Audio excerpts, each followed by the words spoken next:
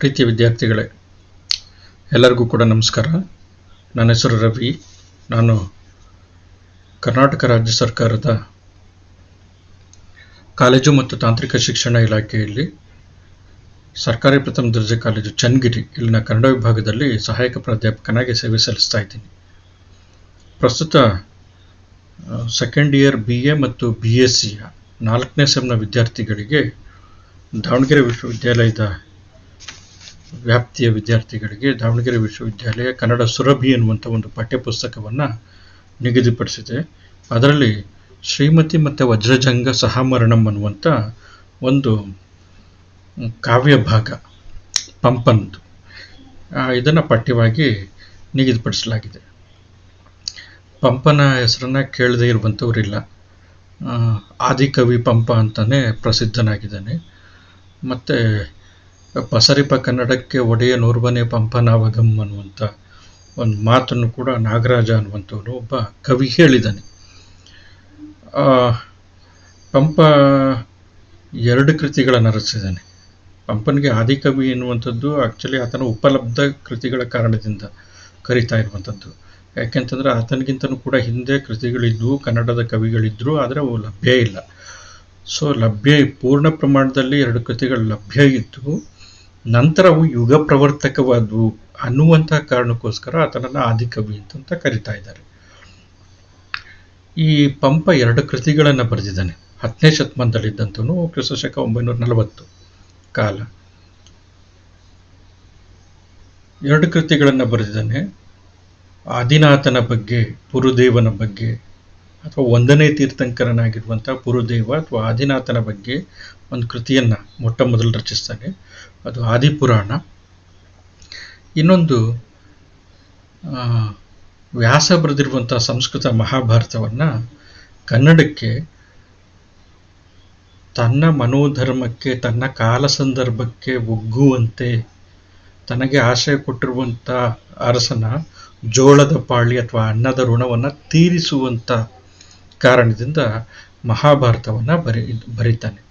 ಮತ್ತು ಈ ವ್ಯಾಸ ಭಾರತವನ್ನು ಬರಿಬೇಕು ಅಂತಂತಂದರೆ ಇನ್ಯಾರಿಂದನೂ ಕೂಡ ಸಾಧ್ಯ ಇಲ್ಲ, ಅದು ಪಂಪನಿಂದನೇ ಸಾಧ್ಯ ಅಂತ ತಂದ್ಬಿಟ್ಟು ಪಂಡಿತರೇ ತಗುಳ್ದು ಬಿಚ್ಚಳಿಸೆ, ಅಂದರೆ ಪಂಡಿತರೇ ಅವನ್ನ ಮೆಚ್ಚಿ ಹೇಳಿದ್ರಂತೆ ನಿನ್ನಿಂದ ಸಾಧ್ಯ ಅಂತ.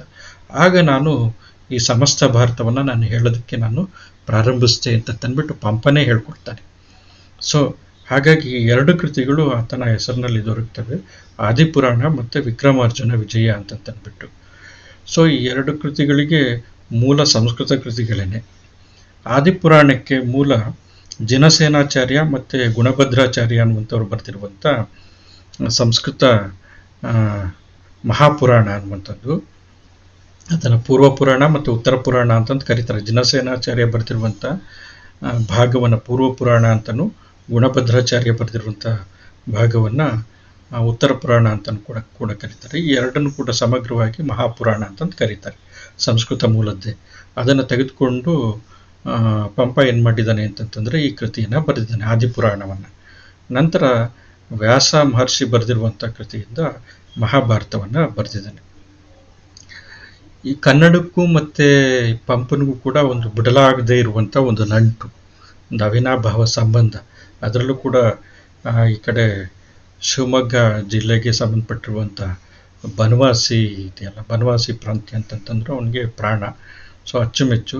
ಮೂಲತಃ ಧಾರವಾಡದ ಭಾಗದವನು. ಅವನಿಗೆ ಈ ಕಡೆ ಬನವಾಸಿ ಅಂತಂತಂದರೆ 2 ಕೂಡ ಮಲೆನಾಡಿನ ಹಾಸು ಬೀಸಿನಲ್ಲಿರುವಂಥದ್ದು. ಸೊ ಹಾಗಾಗಿ ಏನಂತಂತಂದರೆ ಅವನಿಗೆ ಬನವಾಸಿಯ ತನ್ನ ಬಾಲ್ಯದ ಬಹುತೇಕ ಭಾಗವನ್ನು ಬನವಾಸಿಯಲ್ಲಿ ಕಳೆದಿದ್ದಾನೆ. ಸೊ ಹಾಗಾಗಿ ಬನವಾಸಿ ಅಂತಂತಂದರೆ ಅವನಿಗೆ ತುಂಬ ಪ್ರೀತಿ, ತುಂಬ ಇಷ್ಟ. ಅವನಿಗೆ ಮುಂದಿನ ಜನ್ಮನೂ ಕೂಡ ನಂದು ಇಲ್ಲೇ ಆಗಲಿ ಅಂತಂತ ಅವನು ಹೇಳ್ಕೊಳ್ತಾನೆ.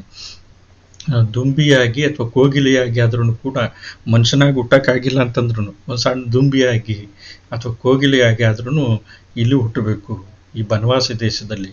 ಈ ದೇಶ ಎಂಥದ್ದು ಅಂತಂದರೆ ನಂದನ ಅಂತಂತ ಹೇಳ್ತಾನೆ. ನಂದನವನ, ಉದ್ಯಾನವನ ಇದ್ದಂಗೆ ಅಂತಂದ್ಬಿಟ್ಟು. ಸೊ ಆ ಥರದ ಅಭಿಮಾನ ಅವನಿಗೆ ಕನ್ನಡದ ಮೇಲೆ.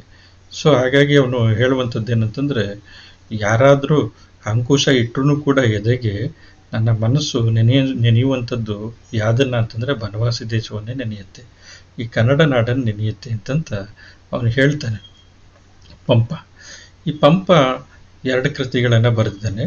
ಆ 2 ಕೃತಿಗಳಲ್ಲಿ ಮೊದಲನೇದು ಆದಿಪುರಾಣ. ಜೈನ ತೀರ್ಥಂಕರನ ಬಗ್ಗೆ ಅಂತಂತ ಹೇಳಿದ್ರು ಇದೇನು ಧಾರ್ಮಿಕ ಗ್ರಂಥ ಅಂತಂತಂದ್ಬಿಟ್ಟು ನಾವು ತಿಳ್ಕೊಳ್ಬೋದು. ಆದರೆ ಏನಂತಂದರೆ ಮತೀಯ ಅಲ್ಲ, ತಿಳ್ಕೊಳ್ರಿ, ಮತೀಯ ಅಲ್ಲ, ಇದು ಧಾರ್ಮಿಕ ಗ್ರಂಥ. ಮತಕ್ಕೂ ಮತ್ತು ಧರ್ಮಕ್ಕೂ ಸಂಬಂಧ ಇದೆ. ಧರ್ಮ ಅನ್ನುವಂಥದ್ದು ಒಂದು ವಿಶಾಲ ವ್ಯಾಪ್ತಿಗೆ ಸಂಬಂಧಪಟ್ಟಿರುವಂಥದ್ದು, ಇಡೀ ಮಾನವ ಕುಲಕ್ಕೆ ಸಂಬಂಧಪಡುವಂಥದ್ದು. ಮತ ಅಂತಂದರೆ ಮಾನವ ಕುಲದ ಯಾವುದೋ ಒಂದು ಸಮುದಾಯಕ್ಕೆ ಸಂಬಂಧಪಟ್ಟಿರುವಂಥದ್ದು. ಅಫ್ಕೋರ್ಸ್ ಪಂಪ ಜೈನನಾಗಿದ್ದಾನೆ, ಜೈನ ಸಮುದಾಯಕ್ಕೆ ಸಂಬಂಧಪಟ್ಟಂಗೆ ಮಾತ್ರ ಈ ಕವಿತೆ ಬರೆದಿದ್ದೀನಿ ಅಂತಂತ ಹೇಳಿಲ್ಲ. ನೆಗಳ್ದ ಆದಿಪುರಾಣದೊಳ ಅರಿವುದು ಧರ್ಮಮುಮಂ ಕಾವ್ಯ ಧರ್ಮಮುಮಂ ಅಂತಂತ ಹೇಳ್ತಾನೆ. ಇಲ್ಲಿ ಧರ್ಮ ಜೈನ ಧರ್ಮ ಅಂತಂತ ಹೇಳ್ತಾ ಇಲ್ಲ ಅವನು. ಇಂಟೆನ್ಷನ್ ಅದೇ ಇದೆ ಅಂತಂತ ಹೇಳ್ಬೋದು, ಕೆಲವರು ಹೇಳ್ಬೋದು. ಆದರೆ ನೀವು ಕಾವ್ಯವನ್ನು ಓದಿದರೆ, ಕಾವ್ಯವನ್ನು ಓದಿದಾಗ ಅದರಲ್ಲಿ ಮನುಷ್ಯನ ಬದುಕಿನ ಅರ್ಥವಂತಿಕೆ ಏನು, ಮನುಷ್ಯನ ಬದುಕಿನ ಸಾಧ್ಯತೆಗಳೇನು, ಮನುಷ್ಯನ ಬದುಕಿನ ಸಮೃದ್ಧತೆ ಏನು, ಮನುಷ್ಯನ ಬದುಕಿನಲ್ಲಿ ನಿಜವಾಗಿ ಕೂಡ ಸಾರ ಯಾವುದು ಅನ್ನುವಂಥದ್ದನ್ನು ಹೇಳ್ತಾ ಹೋಗ್ತಾನೆ ಆದಿಪುರಾಣದಲ್ಲಿ. ಪಂಪ ಭಾರತದಲ್ಲೂ ಕೂಡ ಅದನ್ನು ಹೇಳ್ತಾನೆ. ಅದಂಗೆ ಸರ್ ಅದಕ್ಕೆ ನಿದರ್ಶನ ಏನು ಅಂತಂತಂದರೆ, ಆ ನಿದರ್ಶನ ನಿಮ್ಮ ಟೆಕ್ಸ್ಟ್ನಲ್ಲಿದೆ. ಈಗ ನಾವು ಅಭ್ಯಾಸ ಮಾಡ್ತಿದ್ವಲ್ಲ, ಆ ಟೆಕ್ಸ್ಟ್ನಲ್ಲೇ ಕೊಡ್ತಾನೆ. ನೋಡ್ರಿ, ಇದು ಧರ್ಮದ ಗ್ರಂಥ ಅಂತ ನಾವು ಹೇಳ್ತಾ ಇದ್ವಿ. ಧರ್ಮ ಅಂದರೆ ಮತಕ್ಕೆ ಜೈನ ಮತಕ್ಕೆ ಸಂಬಂಧಪಟ್ಟಿರುವಂಥವ್ರು. ಆದರೆ ಜೈನ ಮತಕ್ಕೆ ಸಂಬಂಧಪಟ್ಟಿರುವಂಥ ಕೃತಿಯಲ್ಲಿ ಅವನು ಸಂಸಾರದ ವಿಷಯ ತರ್ತಾನೆ. ಆ್ಯಕ್ಚುಲಿ ಜೈನ ಇದು ಮತ ಅಂತಂತ ಹೇಳಿದ ತಕ್ಷಣ ಎಲ್ಲವನ್ನು ತ್ಯಾಗ ಮಾಡಿ ವೈರಾಗ್ಯ ಪರಾಯಣರಾಗಿ, ಹಿಂಗೆ ಕೆಲವರು ದಿಗಂಬರರಾಗಿರ್ತಾರೆ, ಕೆಲವರು ಶ್ವೇತಾಂಬರರಾಗಿರ್ತಾರೆ, ಹಿಂಗೆ ಅವರ ಮತವನ್ನು ಆಚರಿಸ್ಕೊಂಡು ಹೋಗ್ತಾ ಇರ್ತಾರೆ ಅನ್ನುವಂಥದ್ದು. ಆದರೆ ಧರ್ಮದ ಲೆಕ್ಕದಲ್ಲಿ ಆ ಥರ ಇಲ್ಲ. ಧರ್ಮದಲ್ಲಿ ಎಲ್ಲನೂ ಕೂಡ ಒಳಗೊಳ್ಳುತ್ತೆ. ಅಲ್ಲಿ ಸಂಸಾರ ಇರುತ್ತೆ, ವೈರಾಗ್ಯ ಅನ್ನುವಂಥದ್ದು ಇರುತ್ತೆ, ಆಮೇಲೆ ಅದರ ಜೊತೆಗಿನ ಸಂಕೀರ್ಣವಾಗಿರುವಂತಹ ಸಂಬಂಧ ಅನ್ನುವಂಥದ್ದು ಇರುತ್ತೆ, ಇವೆಲ್ಲನೂ ಕೂಡ ಇರುತ್ತೆ. ಪಂಪ ಈ ಸಂಕೀರ್ಣಮಯತೆಯನ್ನು ತನ್ನ ಕಾವ್ಯದಲ್ಲಿ ತಂದಿದ್ದಾನೆ. ಮನುಷ್ಯನ ಬದುಕಿನ ನಿಜವಾಗಿರುವಂಥ ಅರ್ಥವಂತಿಕೆ ಏನು ಅನ್ನುವಂಥದ್ದು ಅವನಿಗೆ ಬಹಳವಾಗಿ ಕಾಡಿರುವಂಥ ಪ್ರಶ್ನೆ. ಹಾಗಾಗಿ ತೀರ್ಥಂಕರನ ಕಾವ್ಯದಲ್ಲಿ ಅಂದರೆ ವೈರಾಗ್ಯದ ತುದಿ ಅಂತಂತ ಹೇಳ್ಬೋದಾಗಿರುವಂಥ ತೀರ್ಥಂಕರನ ಕಾವ್ಯದಲ್ಲಿ, ಅದರಲ್ಲೂ ಮೊದಲನೇ ತೀರ್ಥಂಕರನ ಕಾವ್ಯದಲ್ಲಿ ಅವನು ಇಬ್ಬರು ಗಂಡು ಮತ್ತು ಹೆಣ್ಣು, ಅಂದರೆ ಇವರಿಬ್ಬರ ಸಂಸಾರದ ಅತ್ಯಂತ ಆಪ್ತತೆಯ ಚಿತ್ರಣವನ್ನು, ಬಿಡಿಸಲಾಗದಂತಹ ಬಂಧದ ಚಿತ್ರವನ್ನು ಕೊಡ್ತಾನೆ. ಇದು ಯಾಕೆ ಪಂಪ ಮಾಡ್ತಾನೆ ಅನ್ನುವಂಥದ್ದು. ಸೊ ಪಂಪನಿಗೆ ಏನಂತಂದರೆ ಜೀವನದ ಸಮಗ್ರತೆಯ ಅರಿವಿದೆ. ಅಂದರೆ ಜೀವನದಲ್ಲಿ ಇವೆಲ್ಲನೂ ಕೂಡ ಇರುವಂಥದ್ದೇ ಬದುಕಿನಲ್ಲಿ. ಅಂದರೆ ಬದುಕಿನ ಸಮಗ್ರತೆ ಇದೆಯಲ್ಲ, ಆ ಬದುಕಿನ ಇಡೀ ಸಮಗ್ರತೆಯಲ್ಲಿ ಏನಂತಂದರೆ ವೈರಾಗ್ಯ ಇದೆ, ಸಂತೋಷ ಇದೆ, ಹಾಗೆ ಕಾಮ ಇದೆ, ಹಾಗೆಯೇ ಅರ್ಥ ಅನ್ನುವಂಥದ್ದಿದೆ, ಹಣಕಾಸಿನ ಇದು ವಹಿವಾಟುಗಳಿದ್ದಾವೆ, ಆಮೇಲೆ ಸಂಸಾರ ಅನ್ನುವಂಥದ್ದಿದೆ, ಆ ಸಂಸಾರದಲ್ಲಿ ಮುಳುಗುವಂಥದ್ದಿದೆ, ಭೋಗಪರಾಯಣತೆ ಅನ್ನುವಂಥದ್ದಿದೆ. ಸೊ ಅದರಿಂದ ಮತ್ತೆ ಬರುವಂಥದ್ದಿದೆ. ಇವೆಲ್ಲನೂ ಕೂಡ ಏನು ಅಂತಂತಂದರೆ ಒಂದು ಜೀವನದ ಸಮಗ್ರವಾಗಿರುವಂಥ ಚಿತ್ರಣ. ಮಹಾಕವಿ ಏನು ಮಾಡುತ್ತೆ ಅಂತಂದರೆ ಜೀವನದ ಸಮಗ್ರ ಚಿತ್ರಣವನ್ನು ಕೊಡೋದಕ್ಕೆ ಪ್ರಯತ್ನ ಪಡುತ್ತೆ. ಒಬ್ಬ ಮಹಾಕವಿ ಅದನ್ನು ಮಾಡ್ತಾನೆ. ಅದರಲ್ಲೂ ಕೂಡ ವಿಷನರಿ ಇರುವಂಥ ಒಂದು ದರ್ಶನ ಇರುವಂಥ ಒಬ್ಬ ಕವಿಗೆ ಅದು ಸಾಧ್ಯ ಇಲ್ಲ. ಅಂತಂದರೆ ಇದನ್ನು ಜೈನ ಧರ್ಮದ ಪುರಾಣ ಕೃತಿಯನ್ನಾಗಿ ಮಾಡಿಬಿಡ್ತಿದ್ದ ಪಂಪ. ಆದರೆ ಪಂಪ ಆ ಥರ ಅಲ್ಲ. ಪಂಪ ಹೆಂಗೆ ಅಂತಂತಂದರೆ ಅವನಿಗೆ ಒಂದು ವಿಶಾಲವಾಗಿರುವಂಥ ದೃಷ್ಟಿಕೋನ ಇದೆ, ಸಮಗ್ರವಾಗಿರುವಂಥ ದೃಷ್ಟಿಕೋನ ಇದೆ. ಹಾಗಾಗಿ ಬದುಕಿನಲ್ಲಿ ಗಂಡು ಹೆಣ್ಣುಗಳ ಸಂಬಂಧ ಎಷ್ಟು ಮುಖ್ಯ ಅನ್ನುವಂಥದ್ದು, ಅಥವಾ ಗಂಡು ಹೆಣ್ಣುಗಳ ಸಂಬಂಧ ಇಷ್ಟು ಅನಿವಾರ್ಯವಾಗಿ ಯಾಕಿದೆ ಅನ್ನುವಂಥದ್ದು, ಅದು ಅವನಿಗೆ ತುಂಬ ಕಾಡ್ತಾ ಇರುವಂಥದ್ದು. ಈ ಥರ ಇದ್ದಾಗ್ಯೂ, ಈ ಥರ ಕಾಮನೆಗಳಿದ್ದಾಗ್ಯೂ ಕೂಡ ಕಾಮನೆಯಲ್ಲೇ ಮುಳುಗುತ್ತೆ. ಮನುಷ್ಯ ಯಾಕೆ ಅದನ್ನು ಮೀರಬೇಕು ಅನ್ನುವಂಥದ್ದನ್ನು ಕೂಡ ಮನುಷ್ಯನ ಮನಸ್ಸಲ್ಲಿ ಬರುತ್ತೆ. ಇದನ್ನು ಕೂಡ ಅವನಿಗೆ ಕಾಡಿರುವಂಥ ಪ್ರಶ್ನೆ. ಸೊ ಹಾಗಾಗಿ ಇದನ್ನೆಲ್ಲನೂ ಕೂಡ ಚರ್ಚೆ ಮಾಡ್ತಾ ಹೋಗ್ತಾನೆ.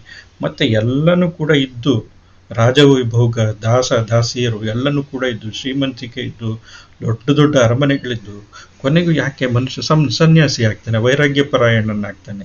ನಂತರ ಜೀವನದ ಸಾರ ಇದಲ್ಲ ಅಂತಂತ ಹೇಳ್ತಾನೆ. ಕೊನೆಗೆ ಸಂಸಾರವನ್ನು ಬಿಟ್ಟು ಹೋಗ್ತಾನೆ. ಆದರೆ ಮತ್ತೊಂದು ಕಡೆ ಇನ್ನೊಂದು ಚಿತ್ರಣವನ್ನು ಕೂಡ ಪಂಪ ಕೊಡ್ತಾನೆ. ಏನು ಅಂತಂತಂದರೆ, ವೈರಾಗ್ಯ ಇತ್ಯಾದಿಗಳ ಚಿತ್ರ ಏನು ಇವೆಲ್ಲನೂ ಕೂಡ ಕೊಡ್ತಾನೆ. ನಂತರ ಅದರ ಪಕ್ಕದಲ್ಲೇ ಏನು ಮಾಡ್ತಾನೆ ಅಂತಂದರೆ, ಭೋಗದ ತುತ್ತ ತುದಿಯನ್ನು ಕೊಡ್ತಾನೆ, ಭೋಗದ ದಿಗ್ವಿಜಯವನ್ನು ಕೊಡ್ತಾನೆ. ಅಲ್ಲಿ ಅಂದರೆ ಅಲ್ಲೇನಿದ್ರು ಕೂಡ ಕಾಮನ ಸಾಮ್ರಾಜ್ಯ ಅನ್ನುವಂಥದ್ದು, ಅಂದರೆ ಬಯಕೆಗಳ, ಆಸೆಗಳ, ಸಮೃದ್ಧಿಯ, ವಾಂಛೆಗಳ ಈ ಸಾಮ್ರಾಜ್ಯ ಅನ್ನುವಂಥದ್ದು. ಮನುಷ್ಯ ಇದರಲ್ಲಿ ಮುಳುಗೋಗ್ತಾನೆ. ಸೊ ಹಾಗಾಗಿ ಮನುಷ್ಯ ತನ್ನ ಬದುಕಿನಲ್ಲಿ ಒಂದು ಸಮತೋಲನವನ್ನು ಕಂಡುಕೊಳ್ಬೇಕು ಅಥವಾ ಜೀವನದ ಸಾರ್ಥಕತೆಯನ್ನು ಪಡ್ಕೊಳ್ಬೇಕು ಅಂತಂತಂದರೆ ನಿಜವಾಗಿ ಯಾವ ಮಾರ್ಗವನ್ನು ಹಿಡಿಬೇಕು ಅನ್ನುವಂಥ ಒಂದು ಪ್ರಶ್ನೆಯನ್ನು ಪಂಪ ಹಾಕ್ತಾನೆ. ಸೊ ಹಾಗಾಗಿ ಆ ಪಂಪನ ಪ್ರಶ್ನೆ ಇದುವರೆಗೂ ನಮ್ಮ ಹತ್ರ ಸಾಕ್ಕೊಂಡು ಬಂದಿದೆ. ಸೊ ನಮ್ಗೆ ಇನ್ನೂ ಕೂಡ ಕೆಲವರಿಗೆ ಉತ್ತರ ಸಿಕ್ಕಿದೆ ಅಂತ ಅನಿಸಿರ್ಬೋದು, ಕೆಲವರಿಗೆ ಇನ್ನೂ ಕೂಡ ಕೆಲವರು ಉತ್ತರವನ್ನು ಹುಡುಕ್ತಾ ಇರ್ಬೋದು, ಕೆಲವರು ಆ ಉತ್ತರವನ್ನು ಹುಡುಕ್ತಾನೆ ಗತಿಸಿ ಹೋಗ್ತಾನೆ. ಸೊ ಹಾಗಾಗಿ ನಮ್ಮೆಲ್ಲರ ಬದುಕು ಕೂಡ ಅದೇ ಥರನೇ ಅಲ್ಟಿಮೇಟ್ ಇದು ಅನ್ನುವಂಥ ಉತ್ತರ ಅನ್ನುವಂಥದ್ದು ಇದೆಯಲ್ಲ, ಅಂದರೆ ಸಂಸಾರ ಶ್ರೇಷ್ಠ ಅಥವಾ ನಾವು ಲೌಕಿಕ ಬದುಕು ಈಗ ಬದುಕ್ತಾ ಇದ್ದೀವಲ್ಲ, ಈ ಬದುಕೇ ಮುಖ್ಯನಾ, ಈ ಬದುಕಿನಲ್ಲಿ ಚೆನ್ನಾಗಿ ಬದುಕೋದು ಮುಖ್ಯನಾ, ಅಥವಾ ಈ ಬದುಕಲ್ಲದ ಇನ್ನೊಂದು ಯಾವುದೋ ಒಂದು ಬದುಕಿದೆ ಅಂತಂತ ಅಂದ್ಕೊಂಡು ಈ ಬದುಕನ್ನು ಬಿಟ್ಟು ಅದಕ್ಕೋಸ್ಕರ ಅಂದರೆ ನಮಗೆ ಕಾಣದೇ ಇರುವಂಥ, ನಾವು ತಿಳಿದೇ ಇರುವಂಥ ಇನ್ನೊಂದು ಯಾವುದೋ ಒಂದು ಬದುಕಿದೆ ಅಂತ ಅಂದ್ಕೊಂಡು ಅದಕ್ಕೋಸ್ಕರ ಈ ಬದುಕನ್ನು ತ್ಯಜಿಸಿ ಬಾಳೋದಿದೆಯಲ್ಲ, ಅದು ಮುಖ್ಯನಾ? ಯಾವುದು ಮುಖ್ಯ ಮನುಷ್ಯನ ಬದುಕಿಗೆ ಅನ್ನುವಂಥದ್ದು ದೊಡ್ಡ ಪ್ರಶ್ನೆಯಾಗಿ ಪಂಪನಿಗೆ ಕಾಡಿದೆ. ಅದು ಇವತ್ತಿಗೂ ಕೂಡ ದೊಡ್ಡ ಪ್ರಶ್ನೆ ಮನುಷ್ಯನಿಗೆ. ಮನುಷ್ಯ ಬದುಕುವ ರೀತಿ ಯಾವ ರೀತಿ ಇರಬೇಕು ಅನ್ನುವಂಥದ್ದು. ಸೊ ಹಾಗಾಗಿ ಪಂಪ ಈ ಪ್ರಶ್ನೆಗಳನ್ನು ತೆಗೆದುಕೊಳ್ತಾನೆ. ಮತ್ತು ಒಬ್ಬ ಮನುಷ್ಯನಿಗೆ, ಒಬ್ಬ ತತ್ವಶಾಸ್ತ್ರಜ್ಞನಿಗೆ ಅಥವಾ ಒಬ್ಬ ವಿದ್ಯಾರ್ಥಿಗೆ, ಒಬ್ಬ ಅಧ್ಯಾಪಕನಿಗೆ ಅಥವಾ ಒಬ್ಬ ಯಾವುದೇ ವೃತ್ತಿ ಇರಲಿ ಅಥವಾ ವೃತ್ತಿ ಮಾಡ್ತಾ ಇರಲಿ, ಎಲ್ಲ ಮನುಷ್ಯ ವರ್ಗದವರು ಕೂಡ ಎದುರಿಸಲೇಬೇಕಾಗಿರುವಂಥ ಒಂದು ದೊಡ್ಡ ಪ್ರಶ್ನೆ ಇದು, ಮತ್ತು ಮುಖ್ಯವಾಗಿರುವಂಥ ಪ್ರಶ್ನೆ ಇದು. ಕೆಲವೊಂದು ಸತಿ ಈ ಪ್ರಶ್ನೆಯನ್ನು ಕೆಲವರು ಅಂದರೆ ಗಮನಿಸ್ತೇನೆ, ಪ್ರಶ್ನೆ ಇದೆ ಅನ್ನುವಂಥದ್ದನ್ನು ಕೂಡ ಗಮನಿಸ್ತೇನೆ ಹಾಗೇ ಜೀವನ ಸಾಗಿಸುವಂಥದ್ದು ಇದೆಯಲ್ಲ, ಇದನ್ನು ಕೂಡ ಬದುಕಿನ ಒಂದು ಸಾಧ್ಯತೆಯೇ ಆಗಿರುತ್ತೆ. ಬದುಕಿನ ಅಗಾಧವಾಗಿರುವಂಥ ವಿಸ್ತಾರದಲ್ಲಿ ಇದು ಯಾವುದ್ರ ಬಗ್ಗೆನೂ ಕೂಡ ತಲೆ ಕೆಡಿಸ್ಕೊಳ್ಳದೆ ತನ್ನ ಕೆಲಸವನ್ನು ತಾನು ಮಾಡ್ಕೊಂಡು ಹೋಗೋದಿದೆಯಲ್ಲ, ಇದನ್ನು ಕೂಡ ಬದುಕಿನ ಒಂದು ಸಾಧ್ಯತೆಯೇ.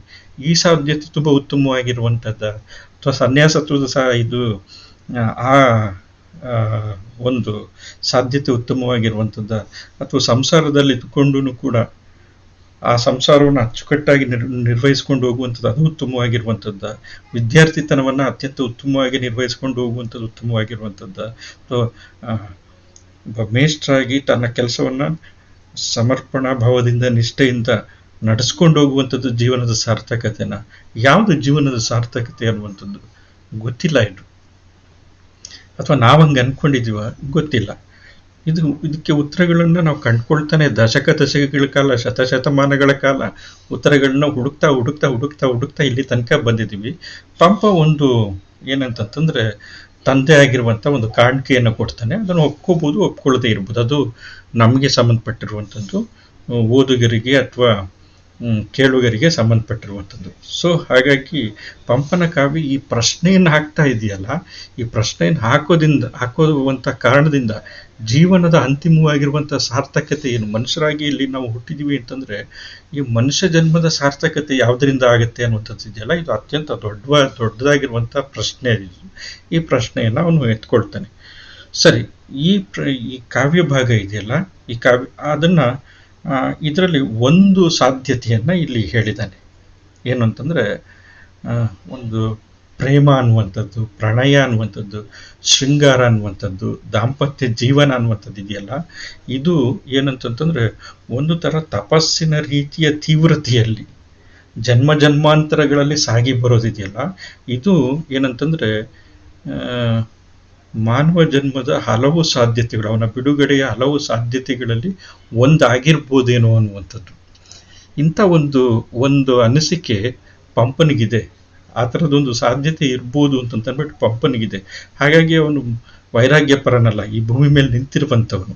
ಸೊ ಇವತ್ತಿಗೂ ಕೂಡ ಸಲ್ತಾ ಇರುವಂಥವ್ನು. ನಾವೆಲ್ಲರೂ ಕೂಡ ಇದರಲ್ಲಿ ಬದುಕ್ತಾ ಇದ್ದೀವಿ. ನಾನು ಮುಂದೆ ಚೆನ್ನಾಗಿ ಓದಬೇಕು, ನಾನೊಂದು ಕೆಲಸ ತೆಗೆದುಕೊಳ್ಬೇಕು, ನೆಕ್ಸ್ಟ್ ನಾನು ಒಂದು ಉತ್ತಮ ಮಟ್ಟಕ್ಕೆ ಬರಬೇಕು, ನನ್ನದೇ ಆಗಿರುವಂಥ ಒಂದು ಸಂಸಾರ ಇರಬೇಕು. ಎಲ್ಲರಿಗೂ ಕೂಡ ಈ ಥರದ್ದೊಂದಿರುತ್ತೆ. ಸೊ ನೋಡ್ರಿ, ಈ ಸಾಧ್ಯತೆಗಳು ಇದನ್ನ ಹುಡುಕ್ತಾ ಬರ್ತಾ ಇದ್ದಾನೆ ಪಂಪ. ಇದೇ ಜೀವನದ ಅಲ್ಟಿಮೇಟ್ ಆಗಿರುವಂಥ ಒಂದು ಗೋಲ ಅನ್ನುವಂಥದ್ದು ಪ್ರಶ್ನೆ. ಅವನು ಬಹುತೇಕರ ಗೋಲ್ ಇದಾಗಿದೆ. ಇದಲ್ಲದೆ ಇರುವಂಥ ಬೇರೆ ಗೋಲನ್ನು ಇಟ್ಕೊಂಡಿರುವಂಥವ್ರು ಕೂಡ ಇದ್ದಾರೆ. ಸೊ ಹಾಗಾಗಿ ಜೀವನದ ಸಾಧ್ಯತೆಗಳು ಬಹುಮುಖವಾಗಿದೆ, ಹಲವಾಗಿದ್ದಾವೆ. ಆದರೆ ಬಹುತೇಕರು ಸಾಕ್ತಾ ಇರುವಂಥದ್ದು ಈ ದಾರಿಯಲ್ಲಿ. ಇದು ಸರಿಯಾಗಿರುವಂಥ ದಾರಿನ ಅಥವಾ ತಪ್ಪಾಗಿರುವಂಥ ದಾರಿ로 ಹೋಗ್ತಾ ಇರುವಂಥವ್ರು ನಿರ್ಧರಿಸಬೇಕು ಹೊರತು ಬೇರೆಯವರಲ್ಲ. ಸೊ ಇದನ್ನು ಆದಿಪುರಾಣದಲ್ಲಿ ಚರ್ಚೆ ಮಾಡ್ತಾನೆ ಪಂಪ. ತನ್ನ ಮೊದಲನೇ ಕೃತಿ ಗುರುಕೃತಿ ಅಂತ ಕರಿಬೋದು. ಗುರು ಅಂತಂದರೆ ಮಹತ್ವವಾಗಿರುವಂಥ, ಶ್ರೇಷ್ಠವಾಗಿರುವಂಥ ಕೃತಿ, ಮತ್ತು ಅತ್ಯಂತ ತೂಕವಾಗಿರುವಂಥ, ಅಂದರೆ ಗಂಭೀರತೆಯುಳ್ಳಂಥ ಒಂದು ಕೃತಿ. ಆ ಕೃತಿಯಲ್ಲಿ ಇದನ್ನು ಚರ್ಚೆ ಮಾಡ್ತಾನೆ. ಆ ಕೃತಿಯ ಒಂದು ಭಾಗವನ್ನು ಇಲ್ಲಿ ಇಟ್ಟಿರುವಂಥದ್ದು ಶ್ರೀಮತಿ ವಜ್ರಜಂಗ ಸಹಮರಣಂ ಅಂತಂದ್ಬಿಟ್ಟು. ಇದು ಆ್ಯಕ್ಚುಲಿ ಪ್ರಾರಂಭದಲ್ಲಿ ಈ ಮಹಾಕಾವ್ಯ ಅನ್ನುವಂಥದ್ದು, ಅಂದರೆ ಈ ಶ್ರೀಮತಿ ವಜ್ರಜಂಗರ ಸಂದರ್ಭ ಈ ಮಹಾಕಾವ್ಯದಲ್ಲಿ ಬರುತ್ತಲ್ಲ, ಈ ಸಂದರ್ಭ ಬರುವಂಥ ಭಾಗದ ಹಿಂದೆ ಕೆಲವು ಕಥೆ ಇದೆ, ಕೆಲವು ಭಾಗದ ಕಥೆ ಇದೆ. ಅದನ್ನು ಏನಂತಂದರೆ ಇವರ ಶ್ರೀಮತಿ ವಜ್ರಜಂಗರ ಹಿಂದಿನ ಜನ್ಮಗಳ ಕಥೆ ಇದೆ. ಹಿಂದಿನ ಜನ್ಮಗಳ ಕಥೆ ಅಂತಂದರೆ ಅವರು ಅದನ್ನು ಜೈನ ಧರ್ಮದ ಪರಿಭಾಷೆಯಲ್ಲಿ ಭವಾವಳಿಗಳು ಅಂತ ಕರೀತಾರೆ. ಭವ ಅಂತಂದರೆ ಹುಟ್ಟು. ಅನೇಕ ಹುಟ್ಟು ಸಾವುಗಳ ಕಥೆಗಳಿದೆ.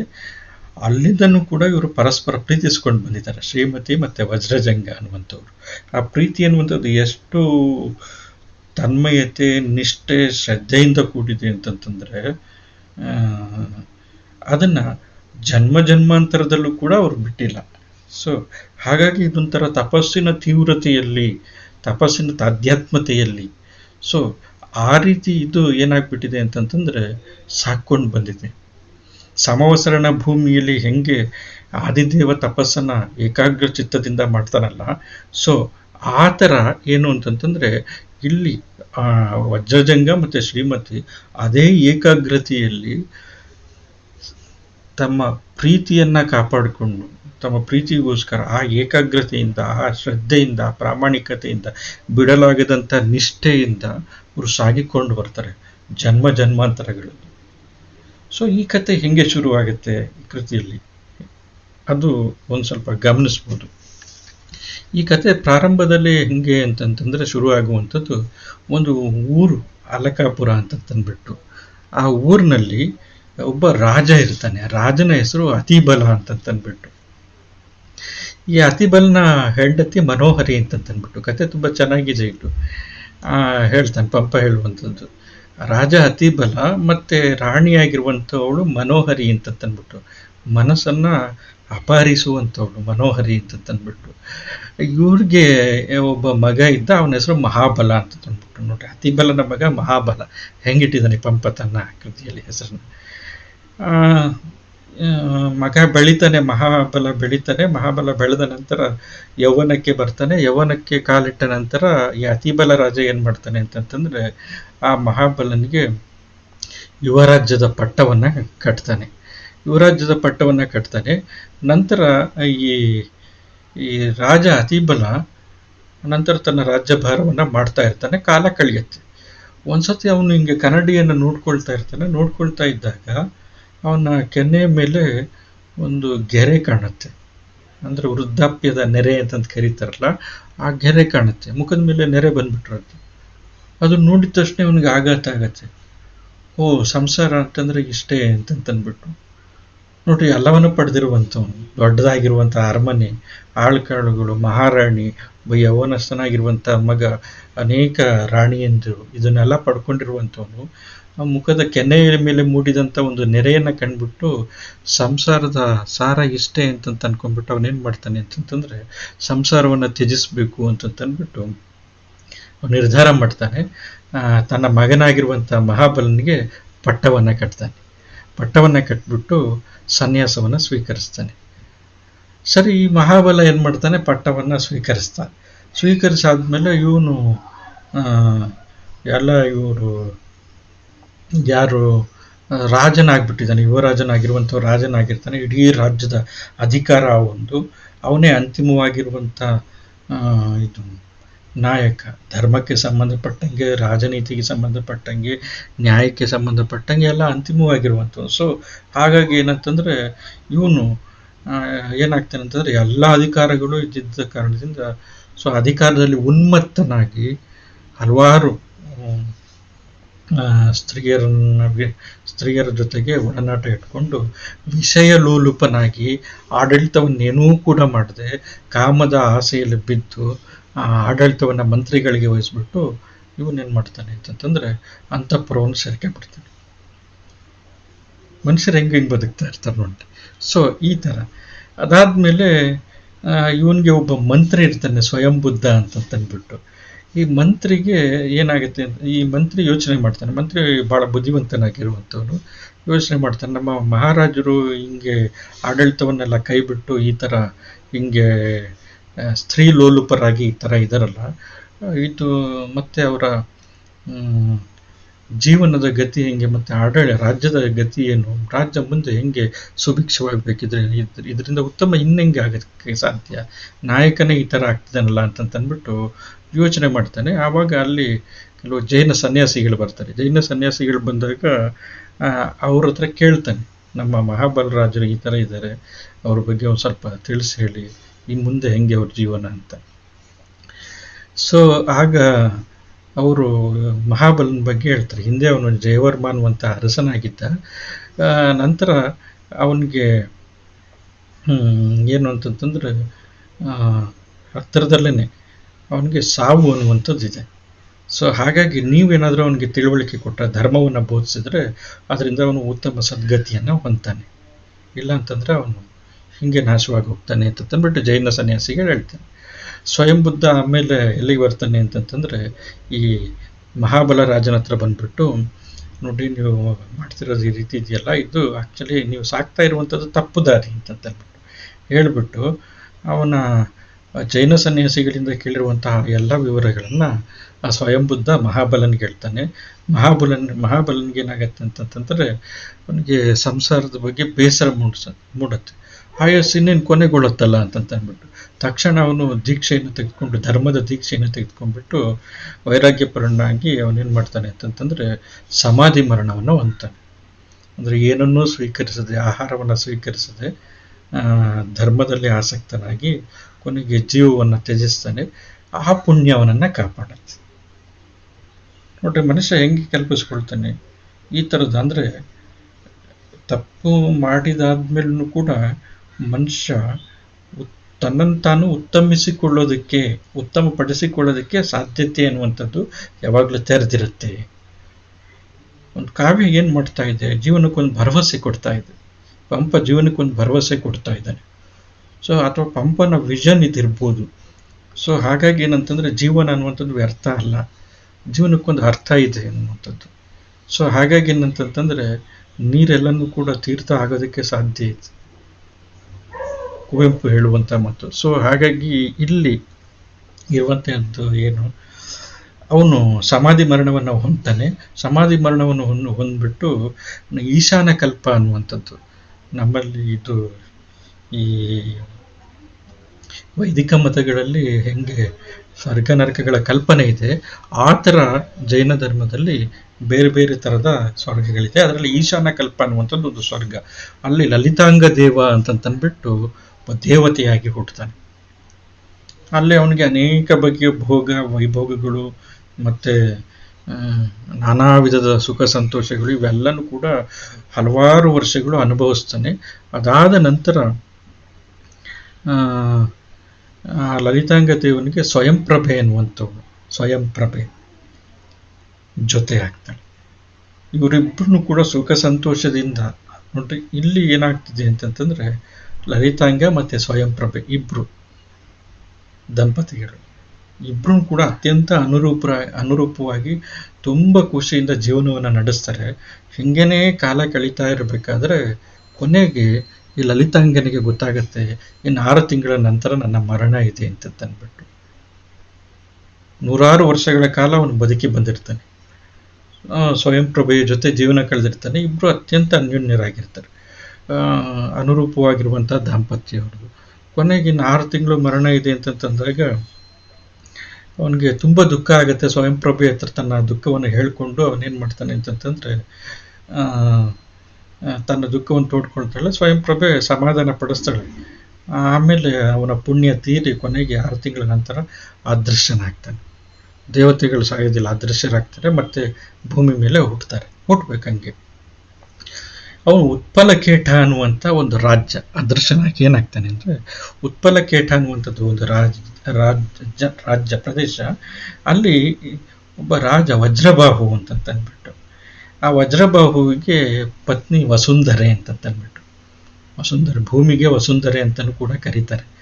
ಸೊ ಇವನ ಹೆಂಡತಿ ವಸುಂಧರೆ ಅಂತಂದ್ಬಿಟ್ಟು ಇವ್ರ ಮಗನಾಗಿ ವಜ್ರಜಂಗ ಜನಿಸ್ತಾನೆ. ಯಾರು? ವಜ್ರಜಂಗ ಅನ್ನುವಂಥ ಜನಿಸ್ತಾನೆ. ಈ ವಜ್ರಜಂಗನೇ ಲಲಿತಾಂಗ ದೇವ, ಈಶಾನ್ಯ ಕಲ್ಪದಲ್ಲಿ ಇದ್ದಂಥವನು.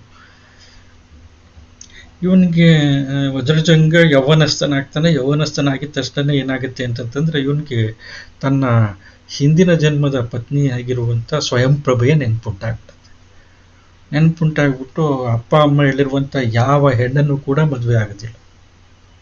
ಯಾವ ಹೆಣ್ಣನ್ನು ಕೂಡ ಮದುವೆ ಆಗದೆ ಭೋಗ ವಿಮುಖನಾಗಿ ತಾನೊಬ್ಬನೇ ಇರ್ತಾನೆ, ತಾನೊಬ್ಬನೇ ಜೀವಿಸೋದಕ್ಕೆ ಶುರು ಮಾಡ್ತಾನೆ. ಯಾವ ಹೆಣ್ಣನ್ನು ಕೂಡ ಬೇಡ ಅಂತಂದ್ಬಿಟ್ಟು, ಸ್ವಯಂಪ್ರಭೆ ಬೇಕು ಅಂತಂದ್ಬಿಟ್ಟು ಹಿಂಗಿರ್ತಾನೆ.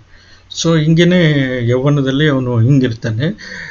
ಈ ಸ್ವಯಂಪ್ರಭೆ ಯಾವಾಗ ಲಲಿತಾಂಗ ದೇವ ಅದೃಶ್ಯನಾಗಿ ಹಿಂಗೆ ಉತ್ಪಲಕೇಟದಲ್ಲಿ ವಜ್ರಜಂಗನಾಗಿ ಹುಟ್ಟುತ್ತಾನೆ, ಈ ಸ್ವಯಂಪ್ರಭೆ ಏನಾಗ್ತಾಳೆ ಅಂತಂದರೆ, ಅವಳನ್ನು ಕೂಡ ಸ್ವಲ್ಪ ಕಾಲ ಇದ್ದು ಅವಳನ್ನು ಕೂಡ ಅದೃಶ್ಯನಾಗಿ, ನಂತರ ಅವಳು ಜಂಬೂದ್ವೀಪದಲ್ಲಿ ತನ್ನ ಆಯುಷ್ಯದ ಅಂತ್ಯದಲ್ಲಿ ಜಂಬೂದ್ವೀಪ ಅಂತಂದರೆ ಇದು ಭರತಖಂಡದ ಭಾಗವನ್ನು ಜಂಬೂದ್ವೀಪ ಅಂತಂದು ಕರೀತಾರೆ. ಈ ಜಂಬೂದ್ವೀಪದಲ್ಲಿ ಒಂದು ಪ್ರದೇಶ ಪುಂಡರೀಕಿಣಿ ಅಂತಂದ್ಬಿಟ್ಟು, ಈ ಪುಂಡರೀಕಿಣಿಯಲ್ಲಿ ಅವಳು ರಾಜನಾಗಿರುವಂಥ ವಜ್ರದಂತ, ಆಮೇಲೆ ರಾಣಿಯಾಗಿರುವಂಥ ಲಕ್ಷ್ಮೀಮತಿ ಮಹಾದೇವಿ ಅಂತ, ರಾಜ ವಜ್ರದಂತ ಮತ್ತು ಲಕ್ಷ್ಮೀಮತಿ ಮಹಾದೇವಿ ಅಂತಂದ್ಬಿಟ್ಟು ಈ ದಂಪತಿಗಳಿಗೆ ಅವಳು ಶ್ರೀಮತಿ ಅಂತಂದ್ಬಿಟ್ಟು, ಆ ಸ್ವಯಂಪ್ರಭೆ ಇಲ್ಲಿ ಶ್ರೀಮತಿಯಾಗಿ ಪುಂಡರೀಕಿಣಿಯಲ್ಲಿ ಹುಟ್ಟುತ್ತಾಳೆ. ಇವಳನ್ನು ಕೂಡ ಯೌವನಸ್ಥಳಾಗಿ ನಂತರ ಅವಳು ಯೌವನಸ್ಥಳಾದಂಥ ಸಂದರ್ಭದಲ್ಲಿ ಮದುವೆಗೆ ಅಂತಂದ್ಬಿಟ್ಟು ತಂದೆ ತಾಯಿಗಳು ಸಿದ್ಧತೆ ಮಾಡ್ಕೊಳ್ತಾರೆ, ವಜ್ರದಂತ ಮತ್ತು ಲಕ್ಷ್ಮೀಮತಿ ಮಹಾದೇವಿ. ಆದರೆ ಇವಳು ಅದೇ ಸಂದರ್ಭದಲ್ಲಿ ಯಶೋಧರ ಅನ್ನುವಂಥ ಒಬ್ಬ ಜೈನ ಸನ್ಯಾಸಿಗಳನ್ನು ಕಂಡುಬಿಟ್ಟು ಅವಳಿಗೆ ಪೂರ್ವಜನ್ಮದ ಸ್ಮರಣೆ ಉಂಟಾಗುತ್ತೆ. ಪೂರ್ವಜನ್ಮದ ಸ್ಮರಣೆ ಉಂಟಾಗಿ ಅಯ್ಯೋ, ನಾನು ಲಲಿತಾಂಗ ದೇವನ ಹೆಂಡತಿಯಾಗಿರುವಂಥ ಸ್ವಯಂಪ್ರಭೆ ಈಗ ಇಲ್ಲಿ ಹುಟ್ಟಿದ್ದೀನಿ, ನನ್ನ ಪತಿ ಲಲಿತಾಂಗ ಎಲ್ಲಿದ್ದಾನೆ ಅಂತಂದ್ಬಿಟ್ಟು ಅವಳು ಒಂಥರ ದುಃಖಿತಳಾಗ್ತಾಳೆ. ಅವಳ ಮನಸ್ಸು ಯಾರಲ್ಲೂ ಕೂಡ ಇರೋದಿಲ್ಲ, ವಜ್ರಜಂಗನಲ್ಲಿ ಮಾತ್ರ, ಇದು ಲಲಿತಾಂಗನಲ್ಲಿ ಮಾತ್ರ ಇರುತ್ತೆ. ಸೊ ಯಾಕೆ ಮಗಳು ಈ ಥರ ಆಗಿದ್ದಾಳಲ್ಲ, ಒಂಥರ ದುಃಖಿತಳಾಗಿದ್ದಾಳಲ್ಲ ಅಂತಂದ್ಬಿಟ್ಟು ತಂದೆ ತಾಯಿಗೆ ಗೊತ್ತಾಗೋದಿಲ್ಲ. ಆಗ ಆಕೆನ ಚಿಕ್ಕಂದಿನಿಂದ ಬೆಳೆಸಿರುವಂಥ ಪಂಡಿತೆ ಅನ್ನುವಂಥ ಒಬ್ಬಳು ದಾದಿ, ಅವಳನ್ನ ಕಳಿಸಿ ನೀನು ವಿಚಾರ ತಿಳ್ಕೊ ಅಂತ ಬಿಡ್ತಾರೆ. ಕೊನೆಗೆ ಅವಳು ಕೇಳ್ತಾಳೆ ಶ್ರೀಮತಿಗೆ, ಯಾಕೆ ನೀನು ಮದುವೆ ಆಗ್ತಾ ಇಲ್ಲ, ಯಾರಾದರೂ ನಿನ್ನ ಬಯಸಿದಾರ ಅಥವಾ ನೀನು ಬಯಸಿದೀಯಾ, ಏನು ವಿಚಾರ ಅಂತಂತಂದಾಗ ಹೇಳಲ್ಲ, ಅವಳು ಇನ್ನೂ ಹೇಳಲ್ಲ. ಆಮೇಲೆ ಏನು ಮಾಡ್ತಾಳೆ, ಕೊನೆಗೆ ಅವಳು ಹೇಳ್ತಾಳೆ, ಅವಳ ತನ್ನ ಪೂರ್ವಜನ್ಮದ ಹಿಂದಿನ ಕಥೆಗಳನ್ನೆಲ್ಲ ಹೇಳ್ತಾಳೆ. ಹೇಳಿಬಿಟ್ಟು ನಾನು ಬಯಸ್ತಾ ಇರುವಂಥದ್ದು ಲಲಿತಾಂಗ ದೇವನನ್ನು ಅಂತಂದ್ಬಿಟ್ಟು, ಆ ಲಲಿತಾಂಗ ದೇವನ ಜನ್ಮದಲ್ಲಿ ಅವರು ನಡೆಸಿದಂಥ ಅಂದರೆ ಅವರ ಜೊತೆಗಿದ್ದಂಥ ಲಲಿತಾಂಗ ದೇವ ಮತ್ತು ಸ್ವಯಂಪ್ರಭೆ ಇದ್ದಂಥ ಪ್ರೀತಿಯ ಪ್ರಸಂಗಗಳು, ಜೊತೆಯಲ್ಲಿ ಕಳೆದಂಥ ಪ್ರೀತಿಯ ಘಟನೆಗಳು, ಸಂದರ್ಭ ಇತ್ಯಾದಿಗಳನ್ನೆಲ್ಲ ಕೂಡ ಅವಳೊಂದು ಚಿತ್ರಪಟದಲ್ಲಿ ಬರೀತಾಳೆ. ಚಿತ್ರಪಟದಲ್ಲಿ ಬರೆದು ಅದರಲ್ಲಿ ಕೆಲವು ಒಂದು 4 ಅಂಶಗಳನ್ನು ಬರೀತಾಳೆ. ತಾನು ಮತ್ತು ಲಲಿತಾಂಗ ದೇವ ಕಳೆದಂಥ ಉತ್ಕಟವಾಗಿರುವಂಥ ಶೃಂಗಾರದ ಸನ್ನಿವೇಶಗಳನ್ನು, ಅವಳು 4 ಸನ್ನಿವೇಶಗಳನ್ನು ಬಿಟ್ಟು ಚಿತ್ರಪಟವನ್ನು ಬರೀತಾಳೆ. ಆ ಚಿತ್ರಪಟವನ್ನು ಕೊಡ್ತಾಳೆ.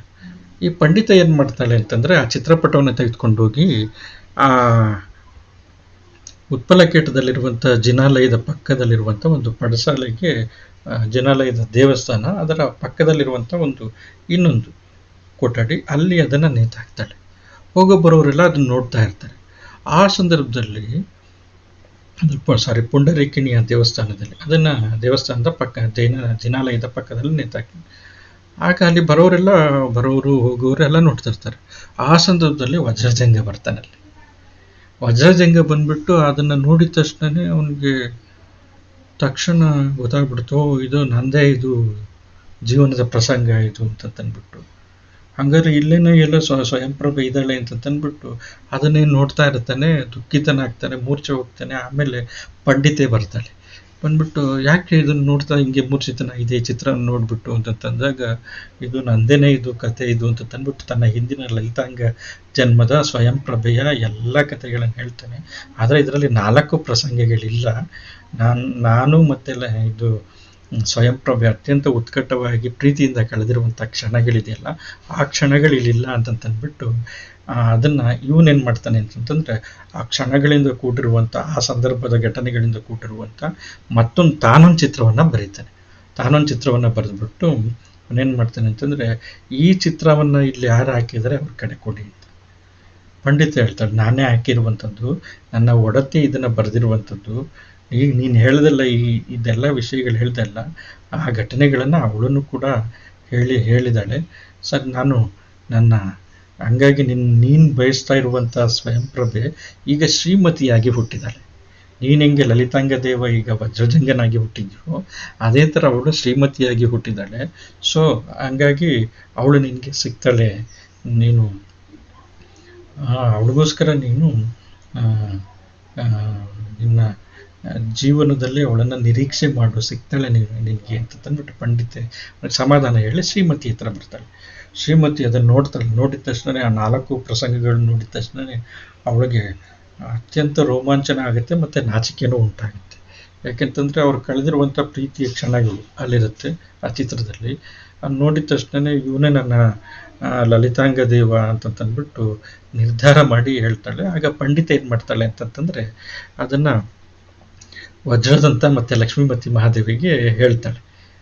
ಅಂದರೆ ಶ್ರೀಮತಿ ಬಯಸಿರುವಂಥ ತನ್ನ ಹಿಂದಿನ ಜನ್ಮದ ಪತಿ ಈಗ ಹುಟ್ಟಿದ್ದಾನೆ ವಜ್ರಜಂಗ ಅಂತಂದ್ಬಿಟ್ಟು ಅವನ ಜೊತೆ ಮದುವೆ ಮಾಡಬೇಕು ಅಂತಂದ್ಬಿಟ್ಟು. ಅದೇ ರೀತಿ ಯಾರ ಜೊತೆನೂ ಮದುವೆ ಆಗಲ್ಲ ಅಂತಂತ ಹೇಳ್ತಿದ್ದಂಥ ವಜ್ರಜಂಗನ ಪರಿಸ್ಥಿತಿಯನ್ನು ಮತ್ತು ವಜ್ರಜಂಗನ ಸ್ಥಿತಿಯನ್ನು ಅವನ ಸಹಚರರು ತಿಳ್ಕೊಂಡು ವಜ್ರಬಾಹು ಮಹಾರಾಜರಿಗೆ ಹೇಳಿದಾಗ, ಆ ವಜ್ರಬಾಹು ಮಹಾರಾಜ ದೂತರನ್ನು ಕಳಿಸ್ಬಿಟ್ಟು ಮದುವೆ ಪ್ರಸ್ತಾಪವನ್ನು ವಜ್ರದಂತನ ಹತ್ರ, ಅಂದರೆ ಶ್ರೀಮತಿಯ ತಂದೆಯ ಬಳಿ ಇಡ್ತಾನೆ. ಇಲ್ಲಿಂದ ಈ ಭಾಗ ನಿಮಗೆ ಶುರುವಾಗುವಂಥದ್ದು, ಅಂದರೆ ನಿಮ್ಮ ಕಾವ್ಯ ಭಾಗ ಅನ್ನುವಂಥದ್ದು ಇಲ್ಲಿಂದ ಶುರುವಾಗುತ್ತೆ. ಶ್ರೀಮತಿ ವಜ್ರಜಂಗ ಸಹ ಮರಣಂ ಅಂತ ತಂದ್ಬಿಟ್ಟು, ಆ ಮರಣ ಅನ್ನುವಂಥದ್ದು ಮದುವೆಯಿಂದ ಶುರುವಾಗ್ತಾ ಇದೆ. ಅಂದರೆ ಮದುವೆಯಿಂದ ಮರಣದವರೆಗೆ ಜೀವನದ ಅತ್ಯಂತ ಸಂತೋಷದ ಸಂದರ್ಭ. ಮರಣ ಯಾಕೆ ಸಂತೋಷದ ಸಂದರ್ಭ ಆಗಿಲ್ಲ ಅನ್ನುವಂಥದ್ದು. ಆದರೆ ಇಲ್ಲಿ ಇವರ ಬದುಕಿನಲ್ಲಿ ಮರಣನೂ ಕೂಡ ಸಂತೋಷದ ಸಂದರ್ಭ ಆಗಿದೆ, ಪುಣ್ಯದ ಸಂದರ್ಭ ಆಗಿದೆ. ನೋಡ್ರಿ, ಜೀವನವನ್ನು ನೋಡುವಂಥ ದೃಷ್ಟಿಕೋನ ಹಿಂಗಿದೆ. ಮರಣವೇ ಮಹಾನವಮಿ ಅಂತಂದ್ಬಿಟ್ಟು ವಚನಕಾರರು ಹೇಳ್ತಾರೆ. ಮರಣ ಅನ್ನುವಂಥದ್ದು ಭಯಪಡುವಂಥ ಸಂಗತಿಯಲ್ಲ, ಮರಣ ಮಹಾನವಮಿ ಅಂತಂತ ಹೇಳ್ತಾರೆ. ಸೊ ಇಲ್ಲಿ ಪಂಪನು ಕೂಡ ಹೇಳ್ತಾ ಇದ್ದಾನೆ, ಮಹಾಪುರುಷರು ಒಂದೇ ರೀತಿ ಯೋಚನೆ ಮಾಡ್ತಾರಂತೆ, ಮಹಾ ವ್ಯಕ್ತಿಗಳು ಒಂದೇ ಥರ ಯೋಚನೆ ಮಾಡ್ತಾರಂತೆ. ಪಂಪ ಹೇಳ್ತಿರುವಂಥದ್ದು ಏನು ಅಂತಂದರೆ, ಇಲ್ಲಿ ಇವರು ಮರಣದಲ್ಲೂ ಕೂಡ ಅತ್ಯಂತ ಪುಣ್ಯವಂತರಾಗಿ ಅತ್ಯಂತ ಭಾಗ್ಯಶಾಲಿಗಳಾಗಿ ಮರಣವನ್ನು ಹೊಂದಿದ್ರು. ಜೀವನದ ಸಾರ್ಥಕತೆ ಇದನ್ನು ಕೂಡ ಹೌದಲ್ವಾ ಅನ್ನುವಂಥದ್ದು ಗೊತ್ತಿಲ್ಲ, ಇರ್ಬೋದು, ಅದನ್ನು ಕೂಡ ಇರ್ಬೋದು. ಅನಂತ ಸಾಧ್ಯತೆಗಳು, ಅನಂತ ಮುಖಗಳು ಜೀವನಕ್ಕೆ. ಸೊ ಇಲ್ಲಿ ಏನಂತಂತಂದರೆ, ಈಗ ಅವರ ವಿವಾಹಕ್ಕೆ ಸಂಬಂಧಪಟ್ಟಂಗೆ ಈಗ ಪ್ರಸ್ತಾಪಗಳು ಇಬ್ಬರ ಕಡೆಯಿಂದ ಬರ್ತವೆ. ನೋಡ್ರಿ, ಪದ್ಯವನ್ನು ಓದುವಂಥ ಕ್ರಮ ಪ್ರಾರಂಭದಲ್ಲಿ ಅನ್ನೆಗಂ ಅತ್ತ ಶ್ರೀಮತಿ ವಜ್ರಜಂಗರ ಚಿತ್ರಪಟ ವ್ಯತಿಹಾರಮಂ. ವ್ಯತಿಹಾರ ಅಂತಂದ್ರೆ ವೃತ್ತಾಂತ. ಒಂದ್ಸತಿ ಓದ್ಬಿಡ್ತೀನಿ. ಅನ್ನೆಗಂ ಅತ್ತ ಶ್ರೀಮತಿ ವಜ್ರಜಂಗರ ಚಿತ್ರಪಟ ವ್ಯತಿಹಾರಮಂ ವಜ್ರಜಂಗ ಅನುಚರರಿಂದಂ ಅರಿದು ವಜ್ರಬಾಹು ಮಹೀನಾಥಂ ಪುಂಡರೀಕಿಣಿಗೆ ಬಂದು ಮುಂದಟ್ಟಿದ ದೂತಂಗೆ. ವಜ್ರದಂತ ಚಕ್ರವರ್ತಿಯು ಮೆಚ್ಚಿತ್ತು ಪರಿವಾರ ಪರಿವೃತನಾಗಿ ವಜ್ರಬಾಹು ಕ್ಷಿತಿಪತಿಗೆ ಇದಿರ್ವೋಗಿ ವಿಜಯ ಗಜೇಂದ್ರಮನ್ ಏರಿಸಿ ಮುಂದಿಟ್ಟು ಒಡಗೊಂಡು ಬಂದು ವಿವಿಧ ವಿಶೇಷ ಸತ್ಕಾರಗಳಿಂ ಸಂತಸಂಬಡಿಸಿ ನಿನಗೆ ಆವುದು ಮನೋರಥಂ ಅದಂ ಬೇಡಿಕೊಳ್ಳು ಎನೆ. ಹಿಂಗೆ ಹೇಳಲಾಗಿ. ನೋಡ್ರಿ, ಇದರ ಅಕ್ಷರಶಃ ಅರ್ಥ ಹೆಂಗಿದೆ. ಅನ್ನಿಗಂ ಈಗ ವಜ್ರಬಾಹು ಮಹಾರಾಜನಿಗೆ, ವಜ್ರಬಾಹು ಮಹಾರಾಜ ವಜ್ರಜಂಗನ ತಂದೆ, ಶ್ರೀಮತಿಯ ತಂದೆ ವಜ್ರದಂತ. ಇಬ್ಬರಿಗೂ ಕೂಡ ಅಂದರೆ ಈ ಶ್ರೀಮತಿ ಮತ್ತು ವಜ್ರಜಂಗರ ತಂದೆ ತಾಯಿಗಳಿಗೆ ವಿಷಯ ಗೊತ್ತಾಯಿತು. ಚಿತ್ರಪಟಗಳ ಮುಖಾಂತರ ಪರಸ್ಪರ ಇವು ಅರತಿದ್ದಾರೆ ಅಂತಂದ್ಬಿಟ್ಟು ಅಂದರೆ ಹಿಂದಿನ ಜನ್ಮದ ಸತಿಪತಿಗಳಾಗಿದ್ದಂಥ ಈ ದಂಪತಿಗಳಾಗಿದ್ದಂಥ ಶ್ರೀಮತಿ ವಜ್ರಜಂಗರು ಅಂದರೆ ಲಲಿತಾಂಗ ಸ್ವಯಂ ಪ್ರಭೆಯವರು ಈಗ ಶ್ರೀಮತಿ ವಜ್ರಜಂಗರಾಗಿ ಹುಟ್ಟಿದ್ದಾರೆ. ಪರಸ್ಪರರಿಗೋಸ್ಕರನೇ ಹುಟ್ಟಿದ್ದಾರೆ ಅನ್ನೋಂಗೆ ಅವರು ಮದುವೆಯನ್ನು ನಿರಾಕರಿಸ್ತಾ ಇದ್ರು. ಈಗ ಮದುವೆ ಅನ್ನುವಂಥದ್ದು ಸುಸೂತ್ರವಾಗಿ ನಡೆಸೋದಕ್ಕೆ ಸಾಧ್ಯ ಇದೆ ಅಂತ ತಂದ್ಕೊಂಡು ಅನ್ನೆಗಂ ತಿಳ್ಕೊಂಡು, ಅನ್ನೆಗಂ ಅತ್ತ ಶ್ರೀಮತಿ ವಜ್ರಜಂಗರ, ಶ್ರೀಮತಿ ಒಂದು ಚಿತ್ರಪಟವನ್ನು ಬರೆದಿದ್ಲು, ಇವಳೊಂದು ವಜ್ರಜಂಗ ಒಂದು ಚಿತ್ರಪಟವನ್ನು ಬರೆದಿದ್ದ. ಸೊ ಇವರ ಚಿತ್ರಪಟ ವ್ಯತಿಹಾರ ಈ ವೃತ್ತಾಂತವನ್ನು ಈ ಚಿತ್ರಪಟಗಳ ಮುಖಾಂತರ ಪರಸ್ಪರ ಇವರಿಬ್ಬರು ಅರಿತಂತಹ, ತಿಳಿದಂತಹ ಮತ್ತು ಪರಸ್ಪರ ಒಪ್ಪಿಕೊಂಡಂತಹ ಈ ಸಂದರ್ಭವನ್ನು ತಿಳ್ಕೊಂಡು ವಜ್ರಜಂಗ ಅನುಚರರಿಂದ ಅರಿದು ಈ ವಿಷಯವನ್ನು ಯಾರು ಅಂತಂತಂದರೆ ವಜ್ರಬಾಹು ಮಹೀನಾಥಂ. ಮಹೀನಾಥ ಅಂತಂತಂದರೆ ಮಹಿ ಅಂತಂತಂದರೆ ಭೂಮಿಯ ಒಡೆಯ. ಮಹೀನಾಥಂ ಭೂಮಿಯ ಒಡೆಯನಾಗಿರುವಂಥ, ಉತ್ಪಲಕೇಟದ ಒಡೆಯನಾಗಿರುವಂಥ ವಜ್ರಬಾಹು ರಾಜ ಇದನ್ನು ತಿಳ್ಕೊಂಡ. ಯಾರಿಂದ? ವಜ್ರಜಂಗನ ಅನುಚರರಿಂದ, ಸಖರಿಂದ ಅಥವಾ ಗೆಳೆಯರಿಂದ ತಿಳ್ಕೊಂಡ. ಇವರಿಬ್ಬರು ಪರಸ್ಪರ ಪೂರ್ವಜನ್ಮದ ದಂಪತಿಗಳು, ಈಗ ಪರಸ್ಪರ ಈಗ ತಿಳ್ಕೊಂಡು ಮದುವೆ ಆಗೋದಕ್ಕೆ ಸಿದ್ಧರಾಗಿದ್ದಾರೆ ಅಂತ ತಂದ್ಬಿಟ್ಟು ತಿಳಿದು ಅವನೇನು ಮಾಡ್ದ ಅಂತಂದ್ರೆ ಶ್ರೀಮತಿ ಇರುವಂಥ ಊರಾಗಿರುವಂಥ ಅಂದರೆ ಇದು ಪುಂಡರೀಕಿಣಿ, ಅದನ್ನು ಆಳ್ತಾ ಇರುವಂಥವನು ವಜ್ರದಂತ, ಆಕೆಯ ತಂದೆ. ಪುಂಡರೀಕಿಣಿಗೆ ಬಂದು ತಕ್ಷಣ ಬಂದವನು ಯಾರು? ವಜ್ರಬಾಹು. ಪುಂಡರೀಕಿಣಿಗೆ ಬಂದು ಮುಂದಟ್ಟಿದ ದೂತನನ್ನು ಕಳಿಸ್ತಾ ಹಿಂಗೆ ಪ್ರಸ್ತಾಪ, ಮದುವೆಯ ಪ್ರಸ್ತಾಪವನ್ನು. ತಕ್ಷಣ ಮುಂದಟ್ಟಿದ ದೂತನಿಗೆ ವಜ್ರದಂತ ಚಕ್ರವರ್ತಿ ಏನು ಮಾಡ್ತಾ ಇದ್ದ ಅಂತ ದೂತ ಬಂದ್ಬಿಟ್ಟು ಹೇಳ್ದ, ನಮ್ಮ ಮಹಾರಾಜರು ವಜ್ರಬಾಹು ಮಹಾರಾಜರು ಮದುವೆಯ ಪ್ರಸ್ತಾಪವನ್ನು ವಜ್ರಜಂಗ ಯುವರಾಜರು ಅಂದರೆ ಅವರ ಕುಮಾರರು ನಿಮ್ಮ ಮಗಳಾಗಿರುವಂಥ ಶ್ರೀಮತಿಯನ್ನು ಬಯಸಿದರೆ, ಶ್ರೀಮತಿನೂ ಕೂಡ ವಜ್ರಜಂಗನನ್ನು ಬಯಸಿದರೆ, ಸೊ ಮದುವೆಗೆ ನೀವು ಒಪ್ಕೊಳ್ಬೇಕು ಅನ್ನೋಂಥ ಪ್ರಸ್ತಾಪವನ್ನು, ವಜ್ರಬಾಹು ಮಹಾರಾಜನ ಪ್ರಸ್ತಾಪವನ್ನು ಮುಂದ್ಗಡೆ ಪ್ರಸ್ತಾಪವನ್ನು ಇಟ್ಟಾಗ ವಜ್ರದಂತ ಚಕ್ರವರ್ತಿಯು ಮೆಚ್ಚಿತ್ತು. ಅದನ್ನು ಒಪ್ಕೊಂಡ್ಬಿಟ್ಟು ಅವನಿಗೆ ಬಹುಮಾನಗಳನ್ನು ಕೊಟ್ಟ. ಮೆಚ್ಚಿತ್ತು. ಪರಿವಾರ ಪರಿವೃತನಾಗಿ ಪುಂಡರೀಕಿಣಿ ಬಂದು ಕಾಯ್ತಾ ಇದ್ದಾನೆ ವಜ್ರಬಾಹು.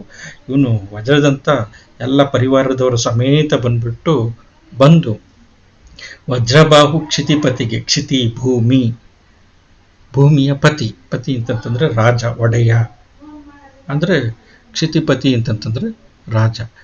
ಪುಂಡರೀಕಿಣಿಯ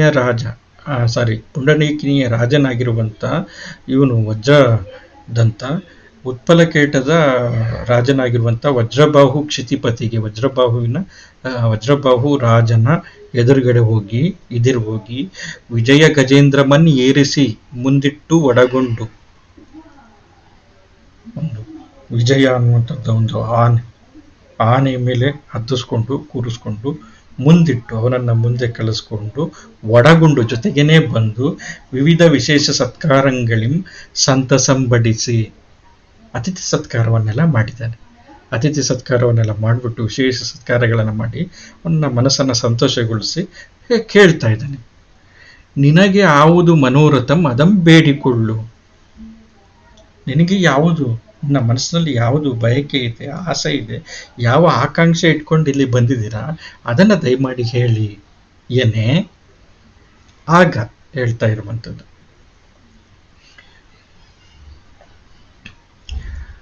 ಎನಗೆ ಅರಿದುಂಟೆ.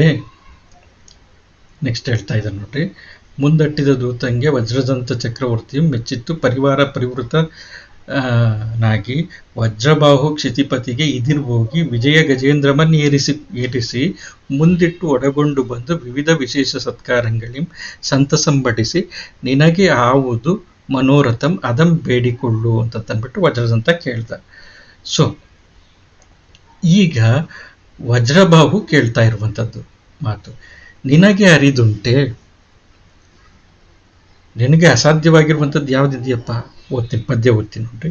ನಿನಗೆ ಅರಿದುಂಟೆ ನಿಮ್ಮ ದಯೆಯಿಂದ ಉಳಿದಾವುದೂ ಎಲ್ಲವೂ ಉಂಟು, ನೀ ನನಗೆ ನರೇಂದ್ರ ಮೌಳಿ ಮಣಿರಾಜಿ ವಿರಾಜಿತ ಪಾದಪೀಠ ನೆಟ್ಟನೆ ದಯಗೈವುಡೆ ನಿಜ ತನೂಜಯನ್ ಉತ್ಸವ ಮಂಗಳಾನಕ ಧ್ವನಿ ದೆಸೆಯಂ ಪಳಂಚು ಅಲೆವಿನಂ ನೆರಪು ಈಗಳೆ ವಜ್ರಜಂಗನೋಳು.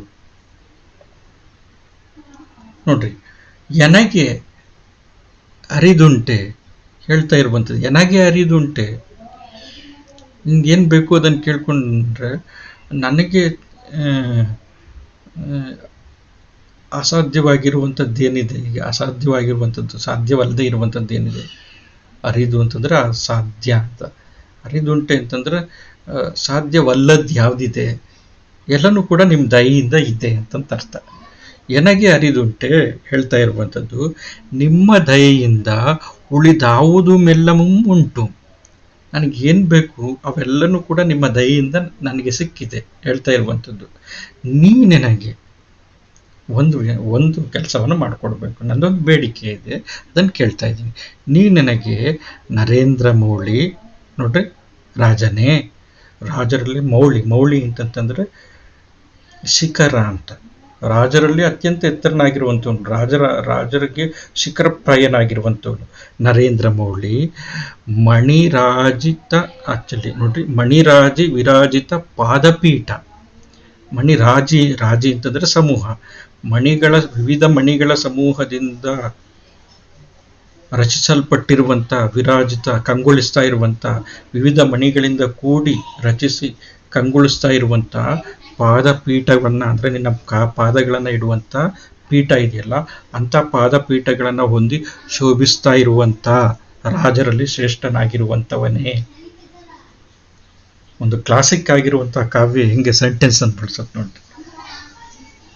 ಮಣಿರತ್ನ ಖಚಿತವಾಗಿರುವಂಥ ರತ್ನ ಮುತ್ತುಗಳಿಂದ ಕೂಡಿರುವಂಥ ಪಾದಪೀಠಗಳನ್ನು ಹೊಂದಿ ಆ ಪಾದಪೀಠದ ಮೇಲೆ ನಿನ್ನ ಕಾಲನ್ನು ಇರಿಸಿದಂಥವನೇ ನರೇಂದ್ರ ಮೌಳಿ ಹೇಳ್ತಾ ಇರುವಂಥದ್ದು. ರಾಜರಲ್ಲಿ ಶ್ರೇಷ್ಠನೇ, ನೆಟ್ಟನೆ ದಯೆಗೈಯುವುಡೆ, ನೀನು ನನ್ನ ಮೇಲೆ ಕೃಪೆಯನ್ನು ಮಾಡೋದಾದರೆ ನೆಟ್ಟನೆ ದಯೆಗೈಯುವುಡೆ ನಿಜ ತನೂಜಯನ್, ನಿಜ ತನೂಜೆ ನಿನ್ನ ಪ್ರೀತಿಯ ಮಗಳು, ನಿಜ ತನೂಜಯನ್ ಉತ್ಸವ ಮಂಗಳಾನಕ ಧ್ವನಿ ದೆಸೆಯಂ ಪಳಂಚು ಅಲೆವಿನಂ. ನೋಡ್ರಿ ಹೇಳ್ತಿರುವಂಥದ್ದು, ನಿಜ ತನೂಜೆ ಅಂದರೆ ನಿನ್ನ ಮಗಳಾಗಿರುವಂಥ ಶ್ರೀಮತಿಯನ್ನ ಉತ್ಸವದಿಂದ, ಮಂಗಳಕರವಾಗಿರುವಂಥ ಉತ್ಸವ ಮದುವೆ, ಅದು ಮಂಗಳಾನಕ ಧ್ವನಿ ದೆಸೆಯಂ ಅಳೆವಿನಂ, ದೆಸೆಯಂ ಪಳೆಂಚು ಅಲೆವಿನಂ. ಮಂಗಳಾನಕ, ಆನಕ ಅಂದರೆ ದುಂದುಬಿ ಧ್ವನಿ, ಮಂಗಳಕರವಾಗಿರುವಂಥ ದುಂದುಬಿ ಧ್ವನಿ ಅಂದರೆ ನಗಾರಿಯ ಧ್ವನಿ, ಅಂದರೆ ಮಂಗಳವಾದ್ಯಗಳನ್ನು ನುಡಿಸ್ಕೊಂಡು ಆ ಧ್ವನಿ ದೆಸೆಯಂ ದಿಕ್ಕುಗಳಲ್ಲಿ ಪಳಂಚು ಅಲೆವಿನಂ ತಾಗಿ ಎಲ್ಲ ಕಡೆ ಆ ಧ್ವನಿ, ಮಂಗಳಕರವಾಗಿರುವಂಥ ಧ್ವನಿ ತುಂಬಬೇಕು. ಹಾಗೆ ಎಲ್ಲರಿಗೂ ಕೂಡ ಗೊತ್ತಾಗಂಗೆ ಅತ್ಯಂತ ವೈಭವದಿಂದ ಈ ಮಂಗಳಕರವಾಗಿರುವಂಥ ಈ ಮದುವೆ ಕೆಲಸವನ್ನು ಶ್ರೀಮತಿ ಮತ್ತು ವಜ್ರಜಂಗನಿಗೆ ಮಾಡಬೇಕು. ಅಲವಿನಂ ನೆರಪು ಈಗಲೇ, ನೆರಪು ಅಂದರೆ ನಡೆಸ್ಕೊಡು ಈಗಲೇ ವಜ್ರಜಂಗನೋಳು ಎಂಬುದು, ಈ ರೀತಿ ಹೇಳ್ದ. ನೋಡಿ, ನಿಮ್ಮ ಕಾರಣದಿಂದ ನನಗೆ ಅಸಾಧ್ಯವಾಗಿರುವಂಥದ್ದು ಯಾವುದಿದೆ, ಎನಗೆ ಅರಿದುಂಟೆ ನಿಮ್ಮ ದಯೆಯಿಂದ ನನಗೆ ಅಸಾಧ್ಯವಾಗಿರುವಂಥದ್ದು ಯಾವುದೂ ಇಲ್ಲ, ಎಲ್ಲನೂ ಕೂಡ ಇದೆ. ಉಳಿದಾವುದೂ ಎಲ್ಲವೂ ಉಂಟು, ಎಲ್ಲನೂ ಕೂಡ ಇದೆ.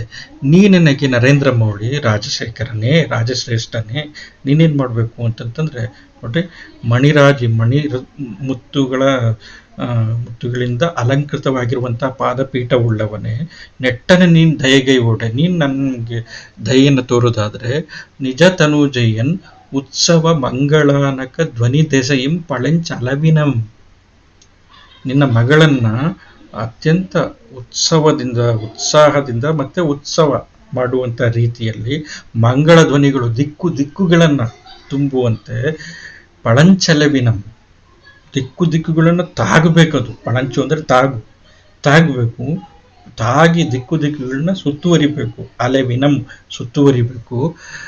ಆ ಥರ ನೆರಪು, ಹಿಂಗೆ ಈ ಥರ ನೀನು ಮಾಡಬೇಕು. ಏನು ಅಂತಂತಂದರೆ ವಿವಾಹ ಮಹೋತ್ಸವವನ್ನು ಮಾಡಬೇಕು. ವಜ್ರಜಂಗನೋಡು ನಿನ್ನ ಕುಮಾರಿಯನ್ನ, ಶ್ರೀಮತಿಯನ್ನ ವಜ್ರಜಂಗನ ಜೊತೆ ಈ ರೀತಿ ಮದುವೆ ಮಾಡಿಕೊಡು ಎಂಬುದು. ಚಕ್ರಧರಂ, ಆಗ ಚಕ್ರಧರ ಹೇಳ್ತಿದ್ದಾನೆ. ಚಕ್ರಧರ ಅಂತಂತಂದ್ರೆ ಇವನು ಎಂಬುದು ಚಕ್ರಧರಂ ಎಂಬುದು ಆಗ ಚಕ್ರಧರ ಹೇಳ್ತಾ ಇರುವಂಥದ್ದು. ಚಕ್ರಧರ ಅಂತಂತಂದ್ರೆ ಚಕ್ರವರ್ತಿಯಾಗಿರುವಂಥ ವಜ್ರದಂತ ಈ ಮಾತನ್ನ ಹೇಳ್ತಾ ಇದ್ದಾನೆ. ಯಾವ ಮಾತನ್ನ?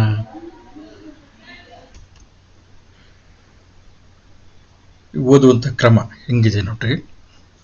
ಒಡೆಯಂ ಕೂಸಿಂಗೆ ಅದೊಂದೇ, ಕುಲದ ಚಲದ ಪೆಂಪೊಂದೆ, ಚೆಲ್ವೊಂದೆ, ಸಂದ ಒಳ್ನುಡಿಯೊಂದೆ, ವಿದ್ಯೆಯೊಂದೆ, ಪುದಿದು ಒದವಿದ ಜನ್ಮಾಂತರದ ಸ್ನೇಹ ಒಂದೇ, ನುಡಿಯಲ್ ಪಿಕ್ಕಲ್ಗೆ ಅದೊಂದಲ್ತು ಎನ್ನಲು ಎಡೆ ಪೆರರ್ಗಿನ್ನಿಲ್ಲ, ಮುನ್ನ ಆ ವಿಧಾತ್ರಂ ಕುಡಲಿರ್ದ ಕನ್ನೆಯಂ ಪೇಳ್ ನಿನಗಂ ಎನಗಂ ಏಂದಂದುಗಂ ವಜ್ರಬಾಹು. ಓದುವಂಥ ಕ್ರಮ ನೋಡ್ರಿ. ಈಗ ಅವರಿಬ್ರು ಕೂಡ ವಜ್ರದಂತ ಮತ್ತೆ ವಜ್ರಬಾಹು ಇಬ್ರು ಕೂಡ ಮಾತಾಡ್ಕೊಳ್ತಾ ಇದ್ದಾರೆ, ಶ್ರೀಮತಿ ಮತ್ತೆ ವಜ್ರಜಂಗರ ಮದುವೆ ಸಂಬಂಧವಾಗಿ. ಒಡೆಯಂ ಕೂಸಿಂಗೆ ಅದೊಂದೇ, ಕುಲದ ಚಲದ ಪೆಂಪೊಂದೆ, ಚಲ್ವೊಂದೆ, ಸಂದ ಒಳ್ನುಡಿಯೊಂದೆ, ವಿದ್ಯೆಯೊಂದೆ, ಪುದಿದು ಒದವಿದ ಜನ್ಮಾಂತರದ ಸ್ನೇಹ ಒಂದೇ, ನುಡಿಯಲ್ ಪಿಕ್ಕಲ್ಕೆ ಅದೊಂದು ಅಲ್ತು ಎನ್ನಲು ಎಡೆ ಪೆರರ್ಗಿನ್ನಿಲ್ಲ, ಮುನ್ನ ಆ ವಿಧಾತ್ರಂ ಕುಡಲಿರ್ದ ಕನ್ನೆಯಂ ಪೇಳ್ ನಿನಗಂ ಎನಗಂ ಏಂದಂದುಗಂ ವಜ್ರಬಾಹು. ವಜ್ರದಂತ ಹೇಳ್ತಾ ಇರುವಂತ ಮಾತಿದು. ಯಾರಿಗೆ? ವಜ್ರಬಾಹುಗೆ.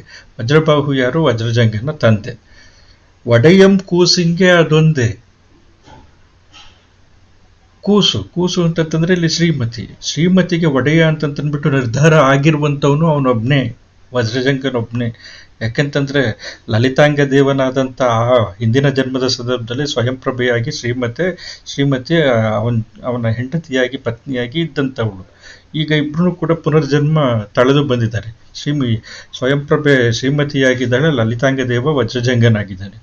ಈಗ ನಿರ್ಧಾರಿತವಾಗ್ಬಿಟ್ಟಿದೆ ಈ ಕೂಸಿಗೆ ಅವನು ಒಡೆಯ ಅಂತಂತಂದ್ಬಿಟ್ಟು, ಗಂಡ ಅಂತಂತಂದ್ಬಿಟ್ಟು.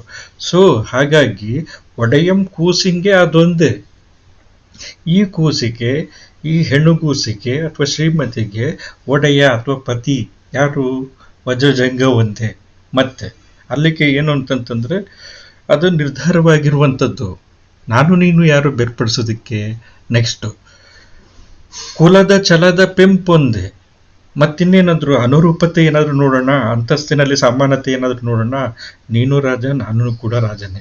ಅವನು ರಾಜನ ಮಗನೇ, ಇವಳು ಕೂಡ ರಾಜನ ಮಗಳೇ. ಸೊ ಕುಲದ ಛಲದ ಪೆಂಪೊಂದೆ, ಹಿರಿಮೆ, ಈ ಎರಡೂ ಕೂಡ ಕುಲ ಮತ್ತೆ ಛಲದ ಹಿರಿಮೆ ಒಂದೇ ಸಮ ಐತೆ. ಮತ್ತಿನ್ನೇನು? ಮತ್ತೆ ಚೆಲ್ವೊಂದೇ, ಇಬ್ಬರ ಚಲುವಿಕೆನೂ ಕೂಡ ಸರಿಸಮನಾಗಿದೆ. ಈಡು ಜೋಡು ಅಂತಂತ ಹೇಳ್ತಾರಲ್ಲ, ಅದು ಸರಿಸಮನಾಗಿರುವಂಥದ್ದು. ಸಂದ ಒಳ್ನುಡಿಯೊಂದೇ. ಆ ಇಬ್ರು ಕೂಡ ಮಾತಾಡ್ತಿರುವಂಥ ರೀತಿ, ಮಾತಾಡ್ಕೊಳ್ತಿರುವಂಥ ಒಂದು ಸಂಸ್ಕಾರ ಇದೆಯಲ್ಲ, ಮಾತಿನ ವರ್ತನೆ ಇದೆಯಲ್ಲ, ಅದು ಒಂದೇ ಥರ ಇದೆ. ಮತ್ತಿನ್ನೇನು ಬೇಕು? ಸಮಾನ ಧರ್ಮಿಗಳಾಗಿದ್ದಾರೆ, ಸಮಾನ ಮನಸ್ಥಿತಿಯವರಾಗಿದ್ದಾರೆ, ಸಮಾನ ಮನಸ್ಕರಾಗಿದ್ದಾರೆ. ಸಂದ ಒಳ್ನುಡಿಯೊಂದೇ, ಒಳ್ನುಡಿ ಹಿತ ನುಡಿ, ಇಬ್ರು ಕೂಡ ಹಿತವಾಗಿ ಮಾತಾಡ್ತಾ ಇರುವಂಥವ್ರು. ಒಳ್ನುಡಿಯೊಂದೇ, ವಿದ್ಯೆಯೊಂದೇ. ಅವನು ಕೂಡ ಪಂಡಿತನಾಗಿರುವಂಥವನು, ವಜ್ರಜಂಗ ಅಕ್ಷರಾಭ್ಯಾಸ ಮಾಡಿರುವಂಥವನು, ತಿಳುವಳಿಕೆ ಇರುವಂಥವನು, ಪಂಡಿತನಾಗಿರುವಂಥವನು. ಈಕೆ ಶ್ರೀಮತಿನೂ ಕೂಡ ಪಂಡಿತೆ ಎನ್ನುವಂಥ ದಾದಿಯಿಂದ ಅಕ್ಷರಾಭ್ಯಾಸ ಮಾಡಿ ಪಂಡಿತಳಾಗಿರುವಂಥವಳು, ನಂತರ ವಿದ್ಯಾಭ್ಯಾಸ ಮಾಡಿಬಿಟ್ಟು. ಸೊ ಇಬ್ಬರೂ ಕೂಡ ವಿದ್ಯಾವಂತರು. ವಿದ್ಯೆಯೊಂದೇ ಪುದಿದು ಒದವಿದ ಮೇಲಾಗಿ ಪುದಿದು ಒದವಿದ ಜನ್ಮಾಂತರದ ಸ್ನೇಹ ಒಂದೇ. ಪುದಿದೊದವಿದ ಅವ್ರು ಹೊಂದಿರುವಂಥ ಹಿನ್ನೆಲೆ ಏನು? ಪುದಿದು ಒದವಿದ ಜನ್ಮಾಂತರದ ಸ್ನೇಹವನ್ನ ಅವರು ಹೊಂದಿದ್ದಾರೆ. ಸೊ ಇದು ತುಂಬ ಮುಖ್ಯವಾಗಿರುವಂಥದ್ದು. ಜನ್ಮಾಂತರದ ಪ್ರೀತಿ, ಜನ್ಮಾಂತರದ ಅನುಬಂಧ, ಋಣಾನುಬಂಧ ಇದೆಯಲ್ಲ, ಅದನ್ನು ಅವರು ಹೊಂದಿರುವಂಥದ್ದು. ಸೊ ಹಾಗಾಗಿ ಪುದಿದು ಒದವಿದ ಹೊಂದಿರುವಂಥ ಆ ಕಾರಣದಿಂದ ಉಂಟಾಗಿರುವಂಥ ಜನ್ಮಾಂತರದ ಸ್ನೇಹ ಇದೆಯಲ್ಲ, ಅದು ಒಂದೇ. ಆಮೇಲೆ ಸೊ ಹಾಗಾಗಿ ಎಲ್ಲ ಕಾರಣಕ್ಕೋಸ್ಕರ ನುಡಿಯಲ್ ಪಿಕ್ಕಲ್ಕೆ ಇವ್ರ ಬಗ್ಗೆ ಒಂದು ಮಾತು ಹೇಳೋದಕ್ಕೆ, ಯಾಕೋ ಸರಿ ಇಲ್ಲಪ್ಪ ಈ ಜೋಡಿ ಅಥವಾ ಒಂದು ಮಾತು ಹೇಳೋದಕ್ಕೆ, ಪಿಕ್ಕಲ್ಕೆ ಅವರಿಬ್ಬರನ್ನು ಕೂಡ ಬೇರ್ಪಡಿಸೋದಕ್ಕೆ ಇದೊಂದು ಅಲ್ತು ಏನಲ್ಲೂ ಎಡೆಪೆರರ್ಗಿನಿಲ್ಲ. ಇದೊಂದು ಕಾರಣಕ್ಕೆ ಇವರಿಬ್ರು ಸರಿಯಾಗೋದಿಲ್ಲ ಅಂತಂತ ಏನಾದರೂ ಹೇಳೋದಕ್ಕೆ ಅಥವಾ ಬೇರ್ಪಡಿಸೋದಕ್ಕೆ ಅಥವಾ ಒಂದು ಮಾತನ್ನ ನುಡಿಯೋದಕ್ಕೆ ಎಡೆಪೆರರ್ಗಿನಿಲ್ಲ. ಎಲ್ಲೂ ಕೂಡ ಒಂದು ಅವಕಾಶ ಇಲ್ಲ, ಒಂದು ಆಸ್ಪದ ಇಲ್ಲ. ಅಷ್ಟು ಅನುರೂಪವಾಗಿರುವಂಥ ಜೋಡಿ ಇವರು. ಮತ್ತೆ ಇದು ಹಿಂದಿನ ಋಣಾನುಬಂಧದ ಜೋಡಿ. ಇದು ಇಬ್ರು ಕೂಡ ಅನುರೂಪರಾಗಿರುವಂಥವ್ರು, ಕುಲ ಛಲದಲ್ಲಿ, ವಿದ್ಯೆಯಲ್ಲಿ, ಮತ್ತೆ ಅವರ ಮಾತುಕತೆಯಲ್ಲಿ. ಹಿಂಗಿರುವಂಥ ಸಂದರ್ಭದಲ್ಲಿ ಮತ್ತದಲ್ಲದೆ ಮೊದಲು ಆ ವಿಧಾತ್ರಂ, ಆ ವಿಧಿ ಸೃಷ್ಟಿಕರ್ತ ಅವನು ಏನ್ ಮಾಡಿದ್ದಾನೆ ಅಂತಂತಂದ್ರೆ, ಆ ವಿಧಿ ಆ ವಿಧಾತ್ರಂ ಕುಡಲಿರ್ದ ಕನ್ಯೆಯಂ, ವಿಧಿ ನಿಶ್ಚಯಿಸಿ ಕಳಿಸಿದ್ದಾನೆ. ಏನು ಅಂತಂದ್ರೆ, ಈ ಕನ್ಯೆ ಈ ವರನಿಗೆ ಅಂತಂತನ್ಬಿಟ್ಟು, ಈ ಶ್ರೀಮತಿ ಈ ವಜ್ರಜಂಗನಿಗೆ ಅಂತಂದ್ಬಿಟ್ಟು ವಿಧಿ ನಿರ್ಧಾರ ಮಾಡಿ ಕಳಿಸಿದನ್ ಕಣಪ್ಪ. ಹಂಗಿದ್ದಾಗ ವಿಧಾತ್ರಂ ಕುಡಲಿರ್ದ ಕನ್ಯೆಯಂ ಪೇಳ್ ನಿನಗಂ ಎನಗಂ ಏಂದಂದುಗಂ ವಜ್ರಬಾಹು. ವಿಧಿ ನಿರ್ಧಾರ ಮಾಡಿ ಕಳಿಸಿರ್ಬೇಕಾದ್ರೆ ಇವರಿಬ್ರು ಕೂಡ ಪರಸ್ಪರ ಒಬ್ಬರಿಗೊಬ್ರು ಜನಿಸಿದ್ದಾರೆ ಅಂತಂದ್ಬಿಟ್ಟು ಒಬ್ರಿಗೊಬ್ರುಗೋಸ್ಕರನೇ ಇವರಿಬ್ರು ಜನಿಸಿರುವಂಥದ್ದು ಅಂತ ವಿಧಿನೇ ನಿರ್ಧಾರ ಮಾಡಿದಾಗ, ನಿನಗೆ ನನಗೆ ಏನಪ್ಪ ತೊಂದರೆ ಮದುವೆ ಮಾಡೋದಕ್ಕೆ? ವಜ್ರದಂತ ಹೇಳ್ತಾ ಇರುವಂಥದ್ದು, ಶ್ರೀಮತಿಯ ತಂದೆ ಹೇಳ್ತಾ ಇರುವಂಥದ್ದು. ಪೇಳ್ ನಿನಗಂ ಎನಗಂ ಏನ್ ದಂದುಗ ಅಂತಂದ್ರೆ ದ್ವಂದ್ವ ಅಥವಾ ತೊಂದರೆ ಏನು? ಎಂಥದ್ದು ತೊಂದರೆ ಇಲ್ಲ. ಸೊ ವಜ್ರಬಾಹು. ಹಾಗಾಗಿ ಎಲ್ಲ ಕಾರಣದಿಂದ ಇವರಿಬ್ಬರನ್ನು ಕೂಡ, ಶ್ರೀಮತಿ ಮತ್ತೆ ವಜ್ರಜಂಗ, ತುಂಬ ಅನುರೂಪತೆ ಮತ್ತೆ ಹೊಂದಿಕೆ ಮತ್ತೆ ಜನ್ಮಾಂತರದ ಸ್ನೇಹ ಅಥವಾ ಪ್ರೀತಿ ಮತ್ತೆ ವಿಧಿನೇ ಮಾಡಿ ಕಳಿಸಿರುವಂಥ ಜೋಡಿ. ಹಿಂಗಿದ್ದಂಥ ಸಂದರ್ಭದಲ್ಲಿ ಇವರಿಬ್ಬರನ್ನ ಇಲ್ಲ, ನಾನು ಇವಳನ್ನ ನಿನ್ನ ಮಗನಿಗೆ ಕೊಡೋದಿಲ್ಲ ಅಂತಂತ ಹೇಳೋದಕ್ಕೆ, ಅಥವಾ ನಿನ್ನ ಮಗನನ್ನ ನೀನು ಈ ಹೆಣ್ಣಿಗೆ ಕೊಡಲ್ಲ ಅಂತಂತ ಹೇಳೋದಕ್ಕೆ ನಾವು ಯಾರಪ್ಪ? ವಜ್ರದಂತ ಹೇಳ್ತಾ ಇದ್ದಾನೆ. ಇಷ್ಟು ನೋಡ್ರೆ ಸರಳವಾಗಿ ಒಡೆಯಂ ಕೂಸಿಂಗೆ ಅದೊಂದೇ. ಅವನು ಈ ಕೂಸಿಗೋಸ್ಕರ ಅಂತಂತಾನೆ ನಿರ್ಧಾರಿತವಾಗಿ ಬಂದಿರುವಂಥವನು ಒಡೆಯ ವಜ್ರಜಂಗ. ಆಮೇಲೆ ಕುಲ ಛಲ ಎರಡನ್ನೂ ಕೂಡ ಒಂದಾಗಿರುವಂಥದ್ದು. ಆಮೇಲೆ ಇವರಿಬ್ಬರ ಮಾತುಕತೆಗಳು, ವರ್ತನೆಗಳು ಕೂಡ ಏನಾಗಿದೆ ಅಂತಂದ್ರೆ ಸಮಸ್ಪಂದಿಯಾಗಿದೆ, ಸಹಜೋಡಿಯಾಗಿರುವಂಥದ್ದು. ಸೊ ಹಾಗಾಗಿ ಪಡೆದಿರುವಂಥ ವಿದ್ಯೆಯೊಂದೇ, ಆಮೇಲೆ ಇವರು ಹೊಂದಿರುವಂತಹ ಜನ್ಮಾಂತರದ ಸ್ನೇಹ ಒಂದೇ ಆಗಿದೆ. ಸೊ ಇಂಥ ಸಂದರ್ಭದಲ್ಲಿ ಇವ್ರ ಬಗ್ಗೆ ಒಂದು ಮಾತು ಹೇಳೋದಕ್ಕೆ ಅಥವಾ ಇವರನ್ನು ಬೇರ್ಪಡಿಸೋದಕ್ಕೆ ಇದೊಂದು ಕಾರಣ ಇದೆ ಅಂತಂತ ಹೇಳೋದಕ್ಕೆ ಇದೊಂದಲ್ತು ಏನಲ್ಲೂ ಇದೊಂದು ಕಾರಣ ಯಾಕೋ ಸರಿ ಬರ್ತಾ ಇಲ್ಲ. ಇದೊಂದು ಅಂಶ ಇದೆಯಲ್ಲ, ಇದು ಸರಿ ಬರ್ತಿಲ್ಲ. ಇದೊಂದಲ್ತು ಏನಲ್ಲೂ ಎಡೆಪೆರರ್ಗಿನ್ನಿಲ್ಲ, ಎಲ್ಲೂ ಕೂಡ ಅವಕಾಶ ಬೇರೆಯವ್ರಿಗಿಲ್ಲ ಆ ಥರ ಮಾತು ಹೇಳೋದಕ್ಕೆ. ಅಷ್ಟು ಪರಿಪೂರ್ಣವಾಗಿರುವಂಥ ಜೋಡಿ. ಅದಲ್ಲದೆ ವಿಧಾತ್ರ ಹೇಳಿ ಕಳಿಸಿರುವಂಥ, ವಿಧಾತ್ರ ಪರಸ್ಪರರಿಗೋಸ್ಕರ ಅಂತ ಕಳಿಸಿರುವಂಥ ಜೋಡಿ ಇದು. ಸೊ ಹಂಗಿದ್ದಂಥ ಸಂದರ್ಭದಲ್ಲಿ ವಿಧಾತ್ರ ಕೊಡಲಿರದ ಆ ಕನ್ಯೆಯಂ ಪೇಳ್ ನಿನಗಂ ಎನಗಂ ಏನ್ ದಂದುಗಂ, ನನಗೂ ನಿನಗೂ ಈ ಹೆಣ್ಣನ್ನ ಮತ್ತೆ ಗಂಡನ್ನ ಸೇರಿಸೋದಕ್ಕೆ, ವಿವಾಹ ಮಾಡೋದಕ್ಕೆ ಏನು ತೊಂದರೆ ವಜ್ರಬಾಹು? ವಜ್ರದಂತ ಹೇಳ್ತಿದ್ದಾನೆ. ಎಂದು ನೆಕ್ಸ್ಟ್ ಎಂದು ನಿಜ ರಾಜಧಾನಿಯೋಳು, ವಜ್ರದಂತನ ರಾಜಧಾನಿ ಪುಂಡರೀಕಿಣಿ, ಆ ಪುಂಡರೀಕಿಣಿಯಲ್ಲಿ ನಿಜ ರಾಜಧಾನಿಯೋಳು ಹೊಸಗೆಯಂ ಮಾಡಿ, ಹೊಸಗೆ ಮಂಗಳ ಕಾರ್ಯ, ಒಂದ್ಸತಿ ಓದ್ಬಿಡ್ತೀನಿ. ಎಂದು ನಿಜ ರಾಜಧಾನಿಯೋಳು ಹೊಸಗೆಯಂ ಮಾಡಿ ವಧೂವರರ್ ಇರ್ವರುಮಂ ಮಂಗಳ ಜಳಂಗಳಿಂದಂ ಮಿಸಿಸಿ ನೆರೆಯ ಕೈಗೈದು ವಿವಾಹ ಮಂಟಪದ ನಡುವಣ ಮಣಿಮಯ ವೇದಿಕೆಯ ಮೇಲೆ. ವಿವಾಹ ಮಂಟಪ ಹಿಂಗಿದೆ, ವಿವಾಹ ಮಂಟಪ ದೊಡ್ಡದು. ಆ ವಿವಾಹ ಮಂಟಪದ ನಡುವಣ ಮಣಿಮಯ ವೇದಿಕೆಯ ಮೇಲೆ ಪಾಸಿದ, ಹಾಸ್ಪಿಟಲ್ ಪಾಸಿದ ದಳಿಂಬದೊಳ್ ಇರಿಸಿದಾಗಳ್. ದಳಿಂಬ ಅಂತಂದ್ರೆ ದಾವಣಿ ಅಂತ, ರೇಷ್ಮೆಯ ವಸ್ತ್ರ, ಅಲ್ಲಿ ಇರಿಸಿದ್ದಾರೆ ನೋಡ್ರಿ. ಎಂದು ಹೇಳಿರುವಂಥದ್ದು ಯಾರು? ವಜ್ರದಂತ ಹೇಳಿದ್ದಾನೆ ಈ ರೀತಿ. ಎಂದು ನಿಜ ರಾಜಧಾನಿಯೋಳು ಅಂದರೆ ಆತನ ರಾಜಧಾನಿ ಯಾವುದು? ಪುಂಡರೀಕಿಣಿ. ಅಲ್ಲಿ ಹೊಸಗೆಯಂ ಮಾಡಿ ಮಂಗಳ ಕಾರ್ಯಗಳನ್ನೆಲ್ಲನೂ ಕೂಡ ಪ್ರಾರಂಭಿಸ್ತಾ, ವಿವಾಹದ ಮಂಗಳ ಕಾರ್ಯಗಳನ್ನು ಪ್ರಾರಂಭಿಸ್ತಾ, ವಧೂವರರಿರ್ವರುಮಂ, ವಧು ಶ್ರೀಮತಿ, ವರ ವಜ್ರಜಂಗ ಇಬ್ಬರನ್ನು ಕೂಡ ಮಂಗಳ ಜಳಂಗಳಿಂದ ಮಿಸಿಸಿ, ಮಂಗಳ ಜಳಂಗಳಿಂದ ಪುಣ್ಯತಮವಾಗಿರುವಂಥ ಅರಿಶಿಣದ ನೀರು, ಪವಿತ್ರವಾಗಿರುವಂಥ ಅರಿಶಿಣದ ನೀರಿಂದ ಮಿಸಿಸಿ, ಮೀಯು ಅಂತಂದ್ರೆ ಸ್ನಾನ ಮಾಡು, ಮಿಸಿಸಿ ಸ್ನಾನ ಮಾಡಿಸಿ, ಆ ಸುಮಂಗಲಿಯರೆಲ್ಲರೂ ಕೂಡ ಬಂದ್ಬಿಟ್ಟು ಅವರಿಬ್ಬರನ್ನು ಸ್ನಾನ ಮಾಡಿಸ್ತಾರೆ. ಸಖಿಯರು, ಗೆಳತಿಯರು ಇವರೆಲ್ಲರೂ ಕೂಡ.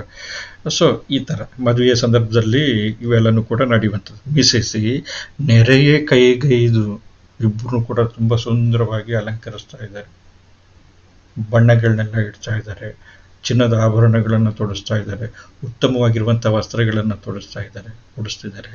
ಸೊ ನೆರೆಯ ಕೈಗೈದು, ಕೈಗೈ ಅಲಂಕಾರ ಮಾಡು, ಅಲಂಕಾರ ಮಾಡಿ ವಿವಾಹ ಮಂಟಪದ ನಡುವಣ, ದೊಡ್ಡದಾಗಿರುವಂಥ ವಿವಾಹ ಮಂಟಪ, ಆ ದೊಡ್ಡದಾಗಿರುವಂಥ ವಿವಾಹ ಮಂಟಪದ ಮಧ್ಯದಲ್ಲಿ ಏನಿದೆ ಅಂತಂತಂದ್ರೆ ಮಣಿಮಯ ವೇದಿಕೆ, ರತ್ನಖಚಿತವಾಗಿರುವಂಥ ವೇದಿಕೆ ಹಿಂಗೆ ಸಜ್ಜಾಗಿದೆ. ರತ್ನಖಚಿತವಾಗಿರುವಂಥ ವೇದಿಕೆ, ರಾಜರು. ಸೊ ವಿವಾಹ ಮಂಟಪದ ನಡುವಣ ಮಣಿಮಯ ವೇದಿಕೆಯ ಮೇಲೆ ಪಾಸಿದ ದಳಿಂಬದು, ಹಾಸಿರುವಂಥ ದಳಿಂಬ. ದಳಿಂಬ ಅಂತಂತಂದ್ರೆ ದಾವಣಿ ಅಂತ, ದಾವಣಿ ಅಂತಂದ್ರೆ ವಸ್ತ್ರ. ಆ ಮಣಿಮಯ ಮಣಿ ರತ್ನ ಖಚಿತವಾಗಿರುವಂಥ ವೇದಿಕೆಯ ಮೇಲೆ ಏನು ಮಾಡಿದ್ದಾರೆ ಅಂತಂತಂದ್ರೆ ಒಂದು ಉತ್ತಮವಾಗಿರುವಂಥ ರೇಷ್ಮೆ ವಸ್ತ್ರವನ್ನ, ಅಲಂಕರಿಸಿರುವಂಥ ರೇಷ್ಮೆ ವಸ್ತ್ರವನ್ನ ಹಾಸಿದ್ದಾರೆ. ಎಷ್ಟು ಹಿಂಗೆ ಹಾಸಿದ್ದಾರೆ. ಈಗ ಅವರ ವಿವಾಹ ಅನ್ನುವಂಥದ್ದು ನಡಿಬೇಕಾಗಿದೆ ಅನ್ನುವಂಥದ್ದು. ಸೊ ಅವ್ರ ವಿವಾಹ ನಡೆಯುತ್ತೆ. ಅದು ಮುಂದಿನ ಭಾಗದಲ್ಲಿದೆ. ಆ ಮುಂದಿನ ಭಾಗವನ್ನು ನಾವು ನಂತರ ನೋಡ್ಬೋದು.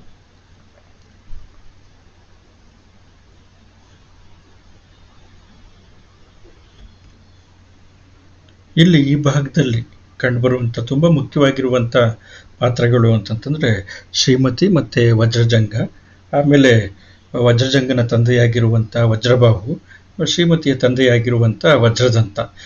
ಇಷ್ಟು ಜನ ತುಂಬ ಮುಖ್ಯವಾಗಿರುವಂಥ ಪಾತ್ರಗಳು. ಅದರ ಜೊತೆಗೆ ಅವರ ಪತ್ನಿಯರು. ಅದಾದಮೇಲೆ ಪಂಡಿತಿ ಅನ್ನುವಂಥವ್ರು. ಆ್ಯಕ್ಚುಲಿ ಅವಳು ಈ ಕಾವ್ಯ ಭಾಗದಲ್ಲಿ ಕಂಡು ಬಂದಿಲ್ಲ, ಆದರೆ ಶ್ರೀಮತಿ ವಜ್ರಜಂಗ ಪರಸ್ಪರ ಭೇಟಿಯಾಗೋದಕ್ಕೆ, ಆ ಚಿತ್ರಪಟಗಳು ಪರಸ್ಪರ ಅದಲು ಬದಲಾಗೋದಕ್ಕೆ, ಅಂದರೆ ಆ ಶ್ರೀಮತಿ ಬರೆದಿರುವಂಥ ಚಿತ್ರಪಟ ವಜ್ರಜಂಗ ನೋಡೋದಕ್ಕೆ ಸಾಧ್ಯ ಆಗಿತ್ತು, ವಜ್ರಜಂಗ ಬರೆದಿರುವಂಥ ಚಿತ್ರಪಟ ಶ್ರೀಮತಿ ಕೈಗೆ ತಲುಪಿರುವಂಥದ್ದು. ಇದಕ್ಕೆ ಕಾರಣಲಾಗಿರುವಂಥವಳು ಪಂಡಿತೆ.